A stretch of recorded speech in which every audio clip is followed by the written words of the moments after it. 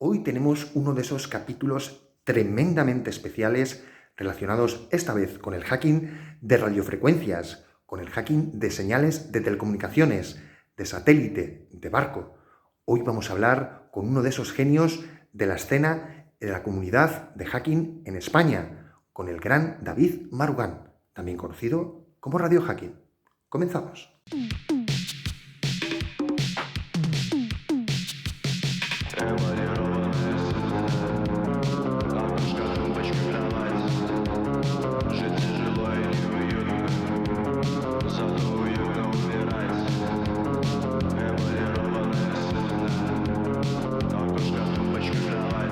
Hola mundo, os doy la bienvenida a este capítulo número 22 de The Hacker Style.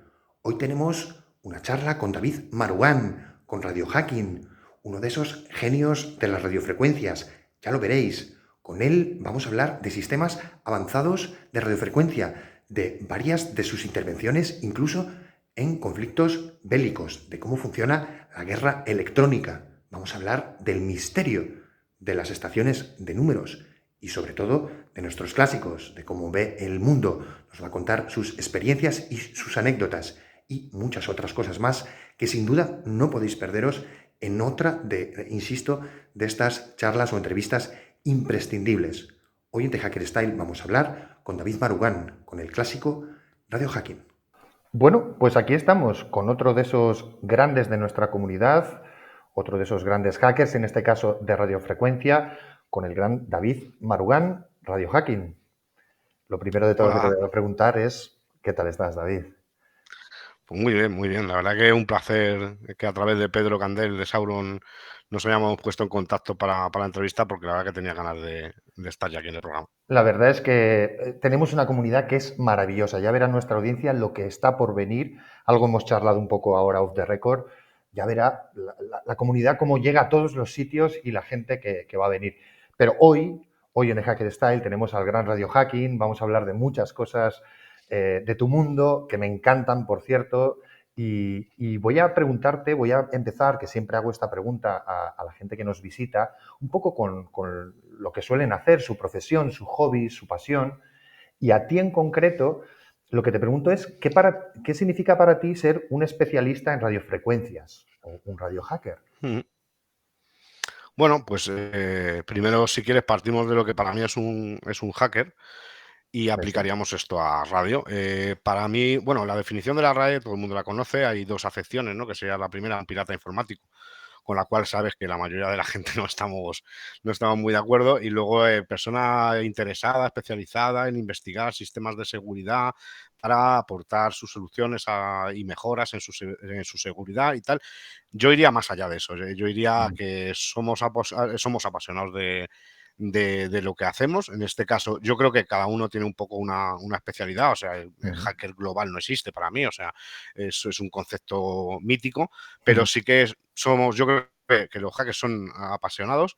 Tampoco me gusta la gente que se... Pero esto es algo personal, obviamente. Esto es muy subjetivo. No me gusta la gente que se autodenomina ujú. hacker, porque yo creo que es algo que lo tienen que llamarte, no decírtelo tú, que para mí es un honor, ¿no? Que me lo llamen, aunque no creo que lo sea, pero no me gusta la gente que se titula como hacker. Es algo que yo creo que lo de la vieja escuela pues no nos parece. Entonces, bueno, pues un radio hacker es eso, es alguien que se entusiasma. En mi caso, por ejemplo, yo me dedico a ciberseguridad hace muchos años, pero mi vicio, mi pasión es aplicar la seguridad a la radio, sobre todo a las comunicaciones.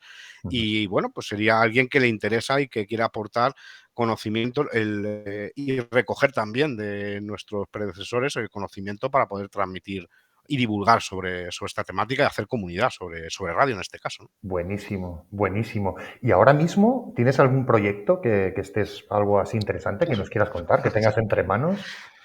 Pues sí, tengo varios proyectos. Está tratando con Hub Madrid para enero. No Ujú. está confirmado todavía, pero queremos montar un evento de hacking radio, o sea, muy especializado sobre todo Qué bueno. en trasladar qué es la radio a gente que viene del mundo de la ciberseguridad y no sabe de radio, para que aprendan, por ejemplo, a utilizar un receptor de onda corta Ujú, de forma sencilla y cómo se puede utilizar esto para burlar la censura, para momentos de emergencia, etcétera. ujú. Luego tengo un programa que se llama Radio and Hacking, que está en un canal que se llama Spy on the Web, con Jorge Gómez, en el que ya llevamos 3 programas y es como la continuación de un proyecto que yo tuve en radio convencional, que Ujú. es un programa quincenal y bueno, pues intentamos hacer uno de ciberseguridad, de hacking tecnológico, digamos, y luego otro alternar con uno de sobre inteligencia, sobre Qué servicio de bueno. inteligencia, e invitamos a gente pues que ha servido realmente como, de hecho Jorge Gómez ha sido integrante del CNI, ahora en retirado, y Ujú. traemos invitados de la comunidad de inteligencia que nos cuenten la verdad, ¿no? Y hacer un poco cultura de inteligencia, que no sean las películas de James Buenísimo. Bond las que nos den.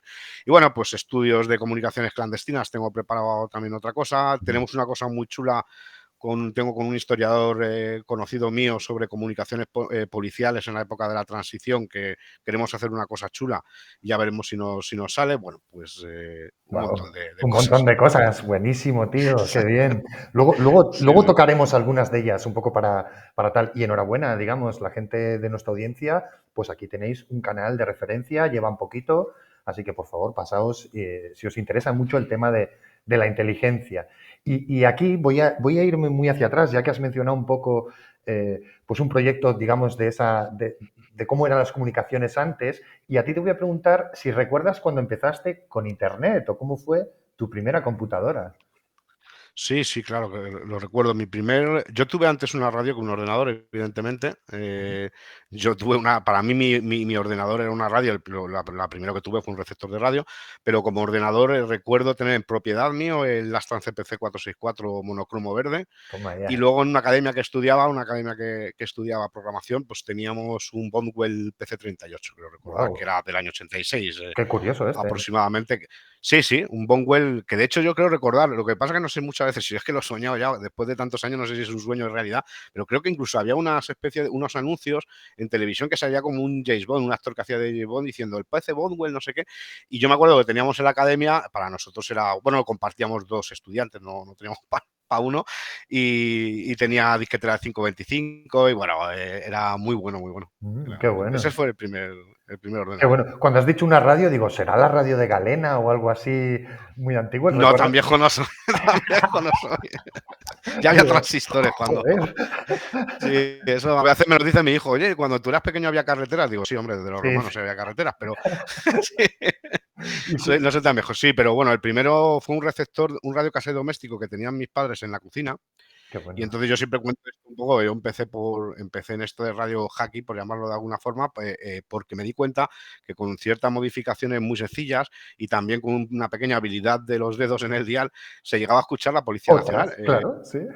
Claro, y mis padres no me creían, y digo, que estoy escuchando a la policía. Dice, bueno, son cuentos tuyos y tal, y no querían oír hablar de aquel tema, y yo empecé a flipar, ¿no? Porque yo escuchaba los 40 principales o la Policía Nacional, y al final eso me pareció loquísimo, ¿no? Me pareció tremendo. Bueno, y esta, la primera emisora, que para mí fue antes que el ordenador, ¿no? Esta primera emisora que me regaló mi padre, me acuerdo que fue en Navidades, creo que, ya no me acuerdo, pues sería el año 85 aproximadamente. Le engañé un poco porque le dije que tenía licencia y que era todo legal y realmente no lo era. Y le engañé totalmente, si no, él no me la compra. Y al final, yo tampoco sabía mucho de la legislación que existía en aquel entonces, pero la radio es de lo más regulado que existe en el mundo. Ujú, Entonces yo en total. aquella época, con la edad que tenía, con 10 11 años, obviamente no sabía nada. Y empecé a hacer DX, empecé a hacer contactos de larga distancia, hablaba por la noche con Colombia, Qué con la guay. antigua Yugoslavia, con Rusia, bueno, con la Unión Soviética, o sea, Sí, sí, qué había. guapo, tío.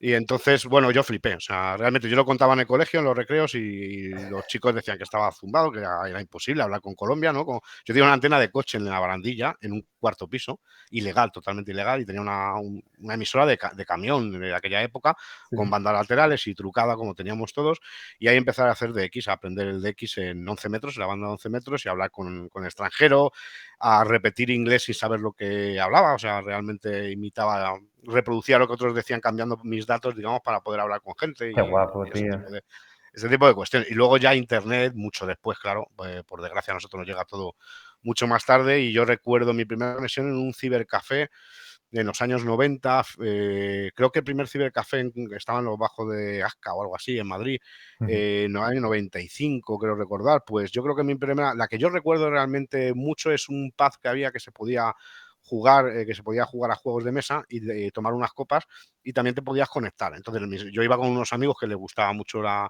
un poco cyberpunk y tal, Qué y guay. ellos estaban más por el tema de tomar copas, pero yo me iba enseguida al terminal y nos costaba 500 pesetas la media hora, ¿me acuerdo? Toma ya. Y con esas 500 pesetas yo me llevaba un folio, porque no tenía la impresora, y me llevaba un folio y apuntaba frecuencias y cosas que para mí, obviamente, era magia negra. O sea, que en un sitio pudieras poner, dime las frecuencias de onda corta del ejército de Estados Unidos, yo qué sé, cualquier cosa, cualquier información que me devolviera aquello era magia para mí, ¿no? Y ahí es cuando empecé ya a tener, luego ya en Infobia, y bueno, lo que hemos hecho todos en IRC, he Más, pasado por todos los sitios, sí, hemos pasado sí, sí, todo, sí. más o menos. Bueno, nuestra audiencia, para que sepa, 500 pesetas son 3 euros. Valía 3 euros media hora. Y Media hora luego, y a una velocidad que y a una claro. velocidad que, claro. Y luego otra cosa que has comentado, ese primer hack con una radio, yo también le recuerdo de abrirla y tú podías, ellos Sí, te ponían una frecuencia, pero tú podías girar más el dial y llegar más abajo sí, o más tenía no arriba. holgura el dial, sí, Tenía bastante más efectivamente. holgura de cómo te la vendían. Muy Sí, bueno. así es.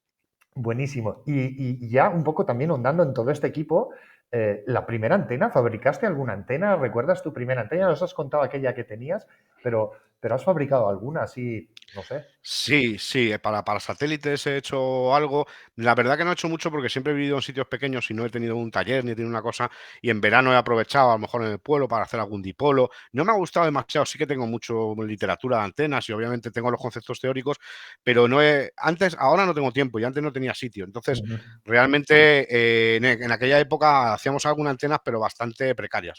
ujú, Pues dipolos, monopolos y cosas así muy precarias y que intentábamos medir. Ahora ya con los medios que existen hoy en día y con China, etcétera, podemos hacer cosas más ujú. potentes. Qué bueno. Y aquí te voy a preguntar si tienes alguna anécdota relacionada con el hacking o en tu caso con el radio hacking que puedas o quieras contar. Sobre todo que puedas. Que pueda contar pocas, ¿no? Porque la mayoría de las es que el tema es lo que te decía antes, ¿no? Es Por que eso lo digo. nosotros teníamos una condición peor todavía que el hacking informático, ¿no? Que era que la radio era un grupo mucho más reducido y además estaba hiperregulado. O sea, no es como, por ejemplo, tú sabes que a principios de los 90, los que estábamos en IRC por ahí haciendo pues, las cosillas que hacíamos todos, no había ni legislación en el Código Penal No. todavía específica ni de hacking, ¿no? Como Era sí que la hay nuke ahora. free, nuke Pero free. sí, sí, sí.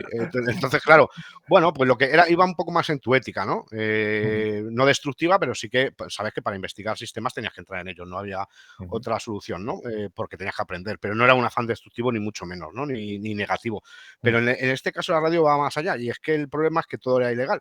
Entonces yo tengo, por ejemplo, muchas anécdotas de escuchar cosas que no puedo realmente contar y bueno, de escuchar personajes famosos, de escuchar cosas que no se pueden contar, pero sí que recuerdo anécdota como negativa, ¿no? Haber seguido guerras en directo en ujú, Onda Corta, haber escuchado cosas realmente espeluznantes. O sea, ujú. solo por el ruido ambiente no puedo decir qué, pero cosas que te pueden cambiar Sí. tu concepción de las cosas, ¿no? Yo tengo una grabada que no la voy a olvidar nunca, que fueron los Space Hackers, ¿te acuerdas? Los hermanos aquellos italianos. Sí, sí, sí, sí, sí. Tengo algunas por ahí grabadas y tengo otra de un buen radio hacker colombiano, uno mítico también, ojalá le pueda traer aquí, que grabó la entrada de una chica, digamos el módulo espacial de una chica Sí, abrazándose, que me pone los pelos de punta sí. cuando lo oigo. Esto es del documental Hackers del Espacio. Estos hermanos italianos ya murieron, eran médicos, de hecho. Ujú, En Italia fue un fenómeno. Cuando ellos empezaron a hacer radio hacking era un fenómeno total. Ellos llegaron a reconocer en algún momento que parte de las grabaciones, que lo que habían grabado ellos básicamente para que todo el mundo que nos escucha lo entienda, habían grabado conversaciones de las cápsulas que se mandaban al espacio y, por ujú. ejemplo, se escuchaba el corazón de la perra Sí, laica sí, o la respiración la de alguien. respiración. Y había una muy potente. Ellos llegaron a reconocer porque la voz de la chica, de una grabación que existe, era una voz y hubo un lingüista que dijo que tenía un pequeño acento italiano y les hizo sospechar, porque ellos lo que decían es que había rusos, soviéticos, que habían tirado y los habían dejado ahí tirados y no habían vuelto nunca, los fantasmas del espacio Sí, ruso, de sí. los cosmonautas rusos, ¿no? Ujú. Pero resulta que llegaron a admitir ellos todavía en vida, admitieron que trucaron algunas de las grabaciones Amigo. para que les hicieran caso, ¿eh? No eran falsas todas, o sea, Ujú. ellos hacían de verdad eso, ¿eh? Pero realmente hubo algunas lo que hoy llamamos un clickbait. Ellos hicieron una grabación y resulta que ellas tenían una hermana que parece que sabía hablar ruso. Entonces, bueno, por ahí habían unos temas un poco... Bueno, yo recomiendo a todo el mundo, de todas formas, si puede ver, está en YouTube colgado, Hackers del Espacio, de la historia de estos dos hermanos italianos, que es brutal, en cualquier caso. Buenísimo, tío. Buenísimo. Me encantó, además, y lo que hacían y tal. Ya te digo, yo ya ahora que me has puesto en duda, no sé si será real o no, pero era esta entrada, digamos, de un módulo y era espeluznante. Sí, que se quemaba, se abrazaba. Se quemaba, tío. Era, buah, o sea, había algunas que eran reales, o sea, a todas luces, porque eso se podía hacer. De hecho, en mi época se hablaba con la Mir, con la Mir soviética. Ahora se habla con la Estación Internacional Espacial porque los astronautas son radioaficionados con licencia. Entonces, nosotros utilizamos la Estación Internacional para repetir nuestras señales. Y es totalmente legal, esto no es una cosa ilegal porque son radioaficionados. Y es una estación de radioaficionados que la más alta del mundo, claro. Está en la estación y cuando pasa por la órbita tú puedes rebotar, porque todo el mundo lo entienda, rebotar en la Estación Internacional y pasarlo incluso a Internet, para que todo el mundo, pues tú puedes aprovechar ese pase para hablar con un tío de Reino Unido, por ejemplo. Buenísimo. Y utilizar un satélite artificial en ese momento, como es... Ellos llevan un equipo de radioaficionados como el que puedes comprar tú. No llevan un equipo especial de la NASA, ni no. Son radioaficionados con licencia y, de hecho, hay formularios en la Estación Internacional, en la página oficial, tienen unos formularios para que puedas quedar con ellos. Tiene una lista de espera, como puedes imaginar, brutal. Hay centros de educación, educativos, que a través de organizaciones de radioaficionados le facilitan los equipos para que los niños, por ejemplo, o estudiantes, les pregunten cosas curiosas mientras tienen ese pase. O sea que hemos hecho muchas cosas legales y otras que no lo vean tanto, obviamente, pero anécdotas, te podría decir, pocas, y digo que algunas bastante negativas, bastante chungas, por cierto. Sí, es cierto. Yo también tengo alguna por ahí. Luego hablaremos un poco y ya veré si la acabo contando. Ahora te pregunto un poco, ya que hemos hablado, ya te digo, para mí fue como bastante traumático escuchar aquellas grabaciones y otras cosas por ahí también curiosas de la guerra, porque a mí también me encanta, digamos, este tema. Y te voy a preguntar, ya más en tu parte más personal, si ha habido algún punto de inflexión en tu vida, algo que quieras, digamos, decir. Es un poco para ver si cambiamos, cómo somos. Pues mira, yo creo que para mí dos. Uno, creo que te lo anticipa un poco antes, que es, yo la primera vez que crucé el charco con una radio en mi propia casa, un equipo casero, ahí me cambió la vida, o sea, de alguna forma, ¿no? Por lo menos yo no lo sabía, pero sabía que eso se me iba a quedar para siempre, ¿no? Fue una experiencia brutal. Y otro punto de inflexión para mí fue ya muy posterior a esto, ¿no? Que fue salir a la luz pública. Para mí es un punto de inflexión muy importante, porque nosotros venimos de una comunidad que es muy underground, pero por esto que te digo, porque teníamos cierta persecución, porque no cumplíamos con la legislación, porque de hecho yo no sabía ni que existía legislación. Yo empecé con esto con 10, 11 años, o sea, hace más de 40 años. Entonces yo no sabía ni que existía, la incumplía por desconocimiento total porque era un niño. Entonces veníamos de un poco de mundo receloso. Para que te hagas una idea, una anécdota, por ejemplo, que me pedías antes, que sí me puedo contar. Yo la primera vez que quería conseguir un listado de frecuencias donde poder hablar, yo hablé con una persona que vivía en Fuenlabrada, era un señor que tendría 50 años o por ahí, y que creo recordar que era taxista, fíjate. Y entonces le tuve que pedir a mi padre que me llevara a un bar de Fuenlabrada con el coche para que me diera unas fotocopias de las frecuencias. Claro, mi padre decía que no. Pero tú, ¿con quién has hablado? Has hablado con un tío de 50 años en el año 85, 86, pero ¿cómo has hablado con él?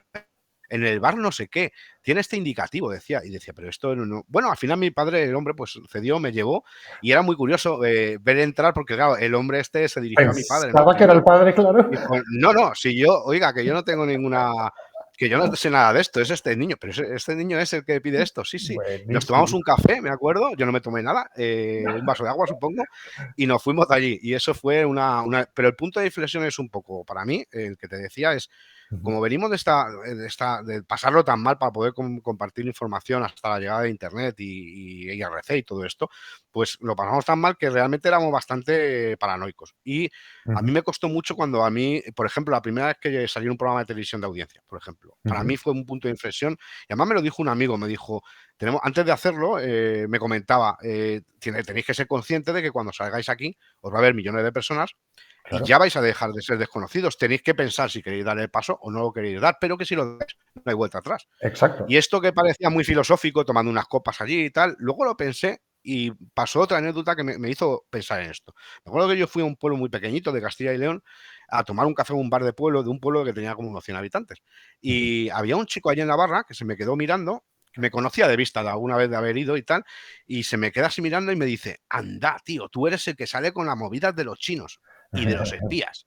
Y yo me quedé pensando, y es que había salido un pequeño canutazo en un telediario, que además tuvieron la gracia de poner un desfile militar de Corea del Norte, luego salía yo hablando y luego seguían los con Kim Jong-un y tal.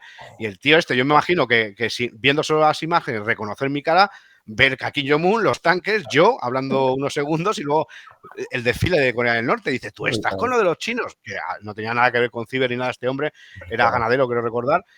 Pero ya lo pensé, digo, joder, esto no me mola, ¿sabes? Ujú. No es algo que mole, ¿no? Que alguien te vaya diciendo, tú eres esto. Sí, ¿Por qué no lo entienden? ¿Por qué no lo entienden? claro, claro. Y además, yo siempre he considerado a los hackers como tú, de las radiofrecuencias, que sois un elemento muy importante y muy subversivo. También, porque cuando cortan Internet, que después hablaremos, en otro país, al final muchas veces sacamos las señales de esos países o de esos lugares mediante radiofrecuencias. Y vosotros Mm, sois esa primera, segunda línea, digamos, los que ponen los DNS y tal en Internet, pero los radiohackers sois la primera, segunda línea de cualquier conflicto de guerra. Por eso sí, también tenéis esa otra parte que es muy importante cuidaros y que os cuide bastante la comunidad. Siempre lo he sentido así. sí, sí, así es. Y de hecho, si te fijas, lo primero que se prohíbe cuando hay una guerra, lo primero, Zelensky lo ha hecho en Ucrania el primer Sí, día de la guerra, se inhabilita a los radioaficionados claro. de ese país para poder transmitir. En la Guerra Civil Española, la República, lo primero que hizo fue intervenir en las estaciones de radio comercial, digamos, de broadcasting, y suspender, deshabilitar la licencia de radioaficionados, porque en aquella época, sobre todo, tenían mejores equipos los propios radioaficionados particulares que el propio El Estado. propio ejército. Entonces Brutal. era muy problemático porque había mucha quinta columna en Madrid, Claro, por ejemplo, durante la Guerra Civil, y entonces sacaban información. De hecho, claro. hubo un operador de radio de Unión Radio Madrid, que era la radio de la oficial del Gobierno de la República, operando desde Madrid, asediado por las tropas franquistas, que trabajaba la Unión Radio Madrid, por tanto, para la República, y tenía un duplexor y estaba mandando órdenes secretas a las tropas de Franco que estaban en la Brutal. línea de frente. O sea, Brutal. un quitacolumnista que les estaba reventando. Le Claro. pillaron luego, pero estuvo años transmitiendo de forma clandestina para ellos también. Entonces, efectivamente, Claro. esto es para mal, pero para bien también. O sea, para bien, por ejemplo, yo recuerdo trabajos que he hecho sobre la guerra de los Balcanes, por ejemplo, Ujú. los que en el cerco de Srebrenica, en el ASVR serbio, al cerco de Srebrenica en los 90, había radioaficionados que transmitían con el gobierno en el exilio de Tuzla, pues con unos dipolos, en todas las guerras, y bueno, aquí en España hemos tenido una radioaficionada que ya, por desgracia, nos dejó en 2016, que se llama Ofelia, que esta persona ha colaborado, por ejemplo, en la guerra de Angola, en el terremoto de México del 85, le dieron varias medallas. Nosotros, en aquella época de los 80, hicimos corredores humanitarios para gente exiliada y tal, nos pasaban, era un poco underground, ¿vale? Nos pasaban unos datos para que Ujú. comprobáramos si esa persona había llegado bien fuera de su país porque le estaban buscando, o por ejemplo, facilitar, esta persona, por ejemplo, Ofelia, facilitaba, por ejemplo, contactos con médicos para poder operar a algún niño Buenísima, o algo buenísima. aquí, Brutal. y establecer corredores humanitarios, ¿no? Que era lo que intentábamos hacer. No éramos muy conscientes, también te digo que yo, con la edad que tenía, no sabía muy bien para quién trabajaba, como digo conmigo, ¿no? Pero estabas ahí. Pero estábamos ahí porque teníamos la conciencia de que estamos haciendo un bien cuando no existía ni teléfono ni internet. Existían teléfonos, pero era inviable. Internet ni mucho menos, era ciencia ficción. Y nosotros intentábamos comprobar lista de desaparecidos o pasárselo a la embajada o bueno, hacer bueno, de interconexión entre el mundo de la guerra y el mundo de la catástrofe con el resto, ¿no? Y ahora sigue habiendo ya organizaciones que son potentes. Cruz Roja tiene una unidad en la que yo he pertenecido de la ERU de intervención inmediata, por ejemplo, que han estado operando en Haití cuando los terremotos. Qué bueno. Tenemos en el Ministerio de Interior REMER, que es una red que está preparada, está formada, de la cual formo parte, para intervenir en caso de catástrofe que anule las comunicaciones convencionales. O sea, hay muchas cosas Buenísimo, que se han buenísimo. hecho y que se pueden hacer. Qué bueno, qué bueno. Y aquí, bueno, te voy a preguntar muchísimas cosas, luego un poco indagamos más, pero es lo que te digo, que yo creo que estáis como en esa primera, segunda línea y un poco ahora que ya Internet está más establecido, porque nos has contado un poco antes, también se puede, el radioaficionado también puede ayudar, ¿no? En el sentido de que se pueden sacar por ondas la información de un país que está asediado y llevarlo a Internet, ¿no? Totalmente. Sí, sí, sí. De hecho, ha pasado en Egipto, por ejemplo, en las primaveras árabes es muy conocido que reporteros de agencias internacionales tuvieron que, sabes que Mubarak cortó el grifo de los Cortó. ISPs, cortó todas las comunicaciones, porque claro, también los ISPs en ese momento no sabían cómo iba a acabar la primavera árabe y más o menos dijo, si queréis seguir trabajando en este país tenéis que cortar ya esto. Así. Se cortó y hubo mucha gente bueno, que sacó información a través de radioaficionados para que el mundo conociera lo que estaba ocurriendo. Pensemos, por ejemplo, en Gaza hoy o en cualquier sitio Ujú. donde hay radios que están operando. Por eso es tan importante, por eso en Ucrania, por ejemplo, el primero que prohibió Zelensky es eso, la utilización de la radio, porque puede ir en contra de su propio gobierno, ¿no? Lo primero que hace un gobierno, primero para eso y para facilitar las operaciones de guerra electrónica y de forma que tenga un espacio radioeléctrico libre, ¿no? Sí que se establecieron sistemas de WinLink, por ejemplo, WinLink es un sistema para mandar correos, emails a través de radio sin pasar por un Ujú. ISP convencional. Correcto. Y sí que en Polonia sí que se establecieron en la guerra unos WinLinks para informar también a familiares, ¿no? de la situación que había en Ucrania. Se establecieron legalmente, ¿no? En Polonia para que llegaran información y emails. Y bueno, pues la verdad es que sí, los radioaficionados pues podían poner mil ejemplos en los que han colaborado para bien y para mal, ¿eh? Para ambos. Para bien la mayoría de las veces, por suerte, pero sí que también han formado parte de hechos lamentables, ¿no? O sea También es que, cierto, porque diga, es un arma muy poderosa. también hay sombreros oscuros del radio hacking. Sí, sí.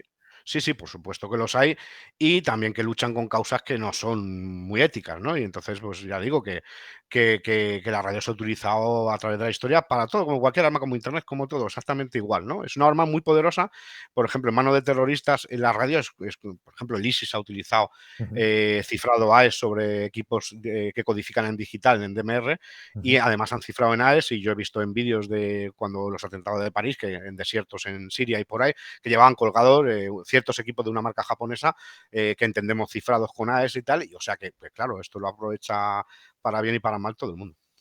Vale, y siguiendo un poco conociéndote, siguiendo un poco viendo de dónde has obtenido estos conocimientos y tal, ya hemos visto que es vocacional, que empezaste desde muy pequeño. Sí te voy a preguntar si ha habido algún libro o, digamos, técnico o no, o algo de cultura, películas, juegos, manga, lo que tú quieras, que haya influido en tu vida.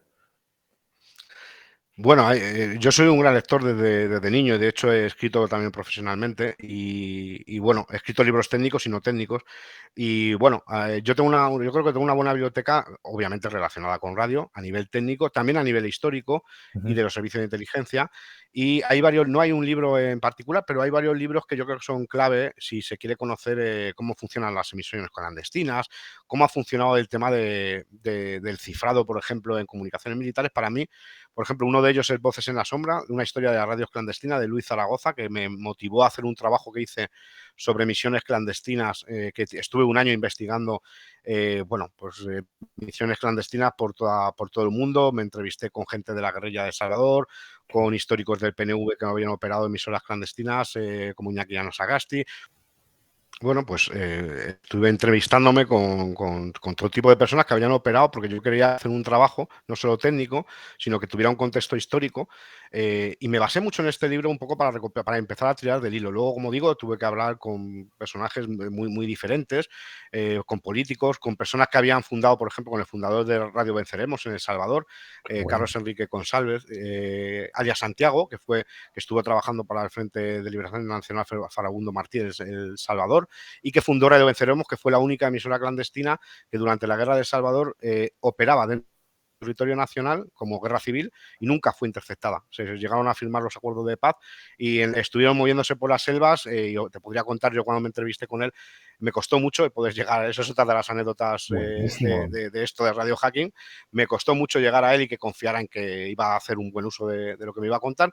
Y bueno, me estuvo contando anécdotas de cómo esquivaban la vigilancia del ejército salvadoreño y de la CIA, porque la CIA Claro, colaboraba con estaba el ahí metida, ejército de El claro. Salvador, claro, y cómo evitaban los goñómetros de la CIA a través de, por ejemplo, utilizaban las alambradas que dividen los parcelamientos de la selva en El Salvador y la montaña, utilizaban eso como hilos telegráficos para comunicarse, como hilos de ¡Guau! transmisión, Brutal. para no emitir, bueno, o la operación Caballo de Troya, que no voy a develar que una operación que hicieron contra el ejército brutal, ¿no? En la que metieron una bomba con un altímetro, por ejemplo, en una emisora, ¿vale? Toma ya. para burlar la vigilancia del ejército. Bueno, otro libro que para mí pues, me encantó, que está escrito por José Ramón Soler Fuensanta, que es un amigo mío, un gran experto en criptografía y sobre todo en la parte de la Guerra Civil Española, escribió Soldados sin rostro, los servicios de información y espionaje y criptografía en la Guerra Civil Española, Brutal. que es un libro que investiga temas muy variopintos, sobre todo sobre criptografía militar y sobre, también inicia un poco la investigación en lo que luego fue un documental que se llamaba Equipo M, los códigos olvidados, y es una historia muy, muy curiosa porque se detectó, bueno, pues hubo una persona que descubrió, por resumir mucho, ¿no? Que su tío había participado en la Segunda Guerra Mundial en la ruptura de la máquina Enigma, Toma ya. trabajando en colaboración con Alan Turing, pero es un español. Entonces, Buenísimo. hubo un general francés que en el 73, Georges Bertrand, si no recuerdo mal, que publicó unas memorias en las que él nombraba un tal Camazón o algo parecido en francés. Entonces, esta persona, a través de otra persona, le llegó esta información y relacionó lo que le contaba de pequeño su tío y que podría ser él. Y de hecho, lo que se llegó a descubrir después de mucha investigación es que hubo 7 republicanos españoles con Antonio Camazón a la Buenísimo. cabeza, que estuvieron ayudando en lo que se llamó PC Cadix, que fue curioso porque cuando vieron PC Cadix, eso es Cádiz. Entonces se pensó como Postcommand Cádiz, puesto de control Cádiz. ¿Qué era eso? Eso estaba en Ucés, en el sur de Francia, y habían sacado de un campo de concentración a estos republicanos que estaban exiliados de España por motivos obvios y los habían llevado a trabajar a un puesto ultra secreto para romper Enigma. Todo el Vaya mundo historia. relaciona Enigma con Alan Turing y Sí, sí, con efectivamente él Reino hizo la Unido. bomba, Sí, sí, sí, sí. claro, en Bletchley Park, con la bomba, y es verdad que automatizó los procesos de ruptura, pero los artesanos de la criptografía estaban comandados por un polaco y uno de ellos, uno de los jefes del grupo de criptógrafos o criptanalistas españoles, era Antonio Camazón, que era de Huesca, Buenísima si no recuerdo historia. mal. Y Brutal. entonces Televisión Española acabó haciendo un documental donde sale mi amigo, además de Arturo Quirantes, que fue otra de las personas más importantes en esta investigación, el que tiró del hilo de todo esto, que es conocido por el blog Enigma, por el boletín Enigma. Y bueno, se empezó a sacar información y lo que quería esta persona, bueno, todas las personas que investigaron, lo que querían es saber quién formó PC Cádiz y quiénes eran los nombres de estas personas Claro, olvidadas no por nuestro olvidarlos. país, ¿no? Claro. Efectivamente. Y Equipo M, Los Códigos Olvidados, es un documental muy cortito, no creo que no llega ni a una hora, que se publicó en Televisión Española, también en Canal Sur, creo que debe estar por ahí por internet seguro. Y ahí aparece mi amigo también, es entrevistado a historiadores y personas que investigaron durante muchos años esto. Y lo bonito de este documental, siempre digo que es que al final, en los títulos de crédito finales aparecen el nombre Los de nombres. estos 7 y la foto de estos Qué 7 de bueno, Camazón y tío. de otros 7 personas que gracias a ellos rompieron Enigma y son españoles. O sea, Vaya independientemente, lo que historia. pasa es que somos un poco cainitas, ya sabes, en este país con Total. la polarización que tenemos, ¿no? Que si es republicano, si es nacional, Sí. da igual, son españoles. Entonces, yo creo que es una pena que PC Cadix no se haya dado a conocer el valor que tuvo esta gente en la ruptura de la máquina Enigma, que es impresionante. Fundamental. Sí, sí. Me ha recordado mucho a la 9, ¿no? También un poco, ¿no? Como estos olvidados, ¿no? Que ayudaron a Sí, sí, liberar sí, sí, París. efectivamente, O es lo sea, mismo. Lo que pasa es que esto es más tecnológico todavía. sí, sí, Hablamos claro. de matemáticos y de gente que yo creo que en España poca gente conoce que había en la República, ya en la época de la República, había unos criptoanalistas de ese calibre. O sea, que es Buenísimo. que parece que España siempre está a la cola de todo, pero No, no, hablamos no. Qué de que va. lo sacaron de un campo de concentración para fundar un puesto de control ultrasecreto en el sur de Francia, en Ucés, que se llamaba además Cádiz. Postcommand Cádiz, Sí, Cádiz, sí. Cádiz, ¿vale? Entonces, Brutal. claro, alucinó porque reconoció a su tío como Camazón, ese nombre Camazón que citaba en el 73 este general en sus memorias, dijo, joder, pero si es que es mi tío, este tío. O sea, el Brutal. pollo que menciona es mi tío. Y ya se tiró del hilo y costó muchos años. De hecho, este documental, no sé si tiene 2 o 3 años, del 2021, creo recordar, esta persona que escribió el libro que he comentado, pues lleva media vida estudiando Enigma, es un gran experto en Enigma y sobre todo en la criptografía española de guerra, ¿no? Y yo recomiendo este libro, tiene otro libro que se llama Mensajes Secretos, que es brutal, es un tocho bastante gordo sobre criptografía militar y todo lo que es, sobre todo durante la época de la Guerra Civil, la República, la Guerra Civil y el franquismo. Y bueno, pues libros, El huevo del cuco, por ejemplo, es un mítico Buenísimo. Sí. en hacking que a mí Lo me he leído. encanta. Sí. Y una película que a mí también me gustó bastante es 23, nada es lo que parece, creo que se llamaba, Qué que bueno. narra la historia de Karl Koch, que era un hacker alemán que se conocía como Halbach o algo así, que en los años 80 vendió información para el KGB en plena Guerra Fría decían que era adicto a la cocaína, creo recordar que tomaba alguna droga, y yo creo que eso se vio empujado, ¿no? Se volvió un poco loco con el número 23, era un poco conspiranoico. La película está bien, no voy a revelar más, pero es un poco la historia de este tío que está basada en varios personajes que fueron reales, ¿no? Que luego estuvieron trabajando por dinero, quizá, a través de la RDA estuvieron trabajando para KGB, y Karl Koch, si no recuerdo mal, apareció muerto en Alemania en un coche que estaba calcinado en los años, a finales de los 80, creo recordar. O sea, acabó bastante mal. Karl Koch acabó mal. La película, bueno, no es para llevarse un Oscar, pero sí que relata muy bien las aventuras de estos hackers de sombrero negro o que estaban vendiendo información para el bloque soviético. Vamos a decir eso. Brutal, brutal todas las historias, David, brutal. De hecho, voy a adelantar aquí una pequeña primicia. Va a haber alguien en The Hacker Style de Cult of the Dead Count, del culto de la vaca muerta, y le voy a preguntar si conoce esta historia. Y a ti, ya que has mencionado el tema de Enigma, voy a preguntarte otra cosa, que además, digamos, está en boga y cada vez lo vamos viendo más, ¿o no? ¿Tú crees que nos vigilan? Sí, por supuesto que nos vigilan. Por supuesto. ¿Y crees que No, nos sirve de vigilan algo? mucho.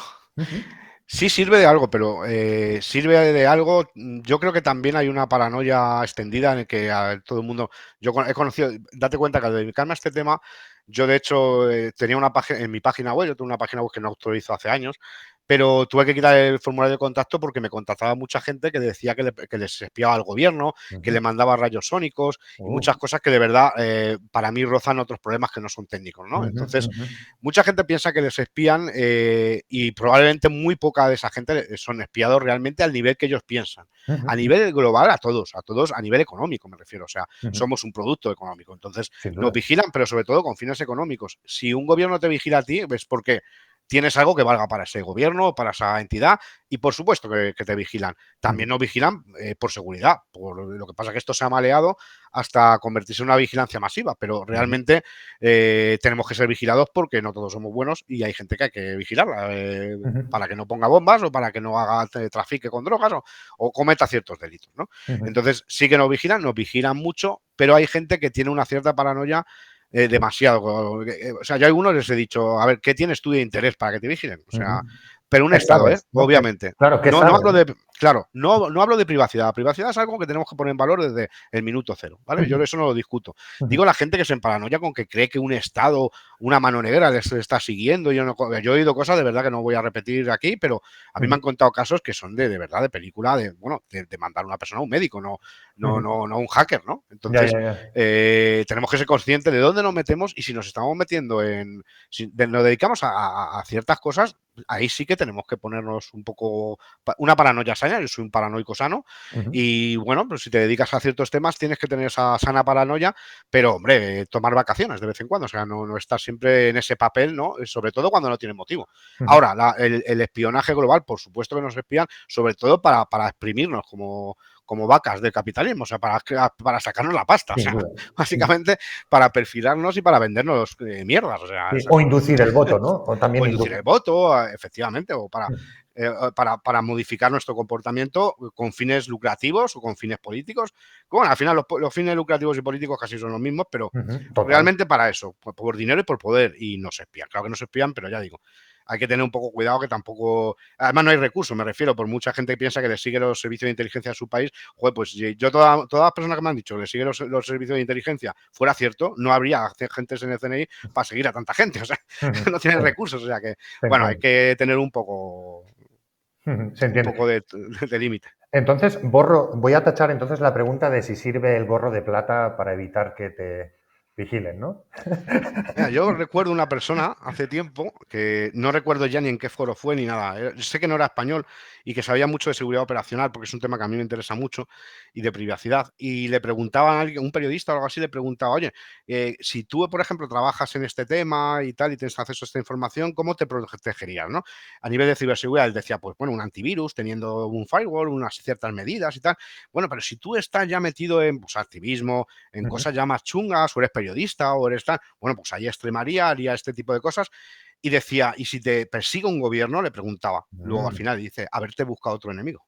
Claro. O sea, le respondió un poco como diciendo, es que Buenísimo. Ya es tarde, estás claro. jodido, es que tú tienes que saber en qué te estás metiendo, ¿no? Si realmente te estás metiendo, no porque tú imagines que te Ujú. sigue un gobierno, pero hay sitios donde meterte implica unos riesgos que tú sabes si tienes que correr o no. Ujú. Y aquí la cuestión sería, ahora que has mencionado un poco y ahondando en el tema de la videovigilancia, ¿tú crees que los satélites actuales tienen la resolución suficiente para identificar una cara o un vehículo desde el espacio? Porque no hace tanto he visto unas imágenes donde ya faltaba muy poco para poder identificar a un individuo. ¿Tú crees que a día de hoy, desde un satélite con la óptica moderna, es posible identificar a un Yo diría, ciudadano o un yo no sé vehículo? mucho de iming, pero yo diría que sí.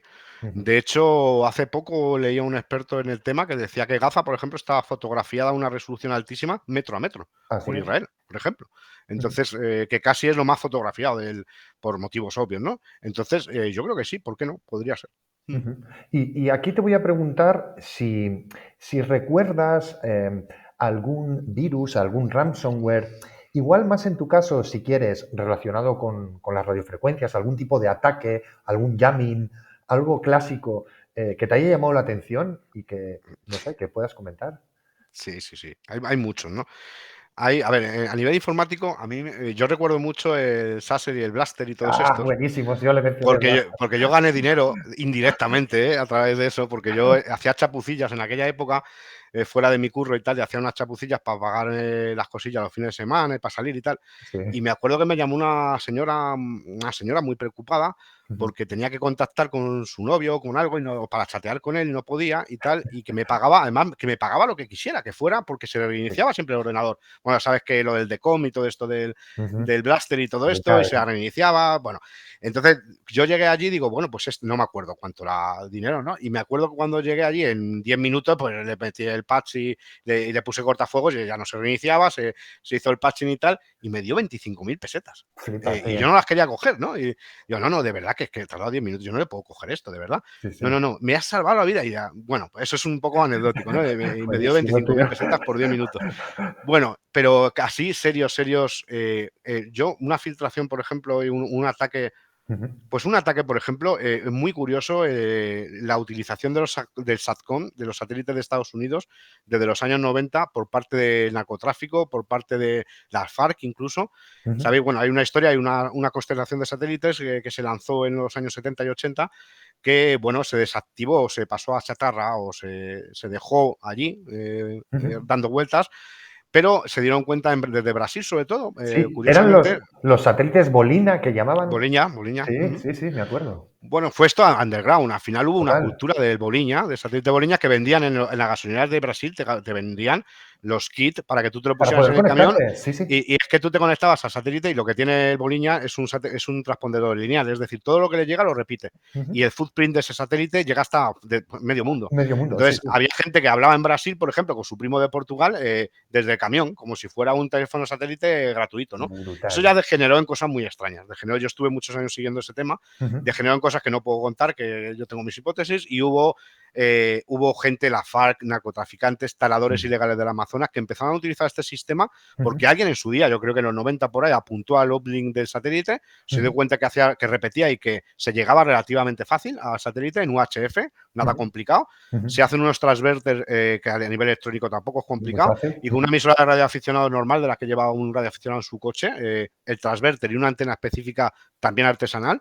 se comunicaban con medio mundo y, bueno, retransmitían partidos de fútbol, ponían música, Qué bueno. mandaban cosas cifradas, imágenes extrañas, o sea, bueno, ahí siguen, ¿eh? Ahora se está utilizando también por parte de los rusos en Ucrania y Ujú. es un mundillo underground bastante potente, es curioso. Y a mí yo creo que la filtración que a mí más relacionada con radio, que más me ha dejado estupefacto fue los CryptoLeaks.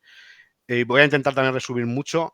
Había una empresa que se llama CryptoAG, el caso CryptoAG, yo le conozco como el caso CryptoAG, que Ujú. fue CryptoLeaks, que lo que ocurrió con esta empresa la fundó pues hace muchísimos años, antes de la Segunda Guerra Mundial, lo fundó Boris Hagelin. Ujú. Hagelin, Crypto, pues eran unas máquinas que se vendieron mucho sobre todo después de la Segunda Guerra Mundial, y CryptoAG era una empresa que se llamaba antes de otra forma, que estaba fundada por era sueco de origen, pero él se Ujú. estableció en Suiza, Bueno, realmente era ruso, nació en el Imperio Ruso en la época que nació. Él se hizo amigo del que fue luego el director de criptografía de la NSA, de la primera NSA que existió. Se hicieron muy amiguetes. Entonces, este tío empezó a fabricar máquinas para el gobierno de Estados Unidos principalmente. Vendió hasta 140.000 máquinas de cierto modelo. Se convirtió en multimillonario muy pronto. Y CryptoAG fue una empresa reputadísima, a tal punto que ya el mercado, al ser suizo, era neutral, no tenía ningún tipo de restricciones, y llegó un punto en el que vendía, se supone que a más de 130 países. O sea, vendía a todo el mundo conocido prácticamente, menos a China y a la Unión Soviética, curiosamente. Hasta Irán, vendía a Irán, a Estados Unidos, a España también vendió, a Argentina, a todo el mundo durante un periodo de tiempo brutal. O sea, desde la Segunda Guerra Mundial, para que os hagáis una idea, la empresa desapareció oficialmente en 2018-19. O sea, bueno, pues hubo unas filtraciones en las que, básicamente, por resumir, se decía que las máquinas se habían vendido con puertas traseras, pero porque el accionariado de la compañía era, a partir de 1970, Boris Hagelin, aparte de el pacto de caballeros, que se llamó así, que tenía con el director de cripto de la NSA, aparte de ese pacto de caballeros más informal, se formalizó una compra por parte del BND alemán y la CIA en 1970. Es decir, la empresa fue comprada por la CIA directamente. Luego ya el BND se asustó bastante, porque ocurrió un incidente. Hubo un comercial que era radioaficionado también. Había un comercial que era radioaficionado. A este hombre le llamaron a capítulo a Irán. Era como un preventa, lo que conocemos hoy como un preventa. Era un tío técnico, un radioaficionado que sabía que trabajaba para CryptoAG, y le llamaron a Irán. Y cuando aterrizó, la Guardia Revolucionaria le pilló, le enganchó, le metió en una habitación y le empezó a torturar. ¿Vale? El tío no sabía de qué leches iba el asunto, no sabía nada, y le dijeron que les estaban vendiendo máquinas trucadas, que se habían dado cuenta de que habían debilitado el algoritmo criptográfico adrede para espiarlos. El tío no sabía nada, te hablo del año 92, Le torturaron durante 9 meses, 9 meses. El tío, cuando salió más quemado que la pipa de un indio, porque es que encima no pagó, pedían una especie de pseudo rescate a CryptoAG de $1 millón por sacarle, un poco para encubrir un poco por qué le habían secuestrado, pero le secuestraron para hacerle cantar.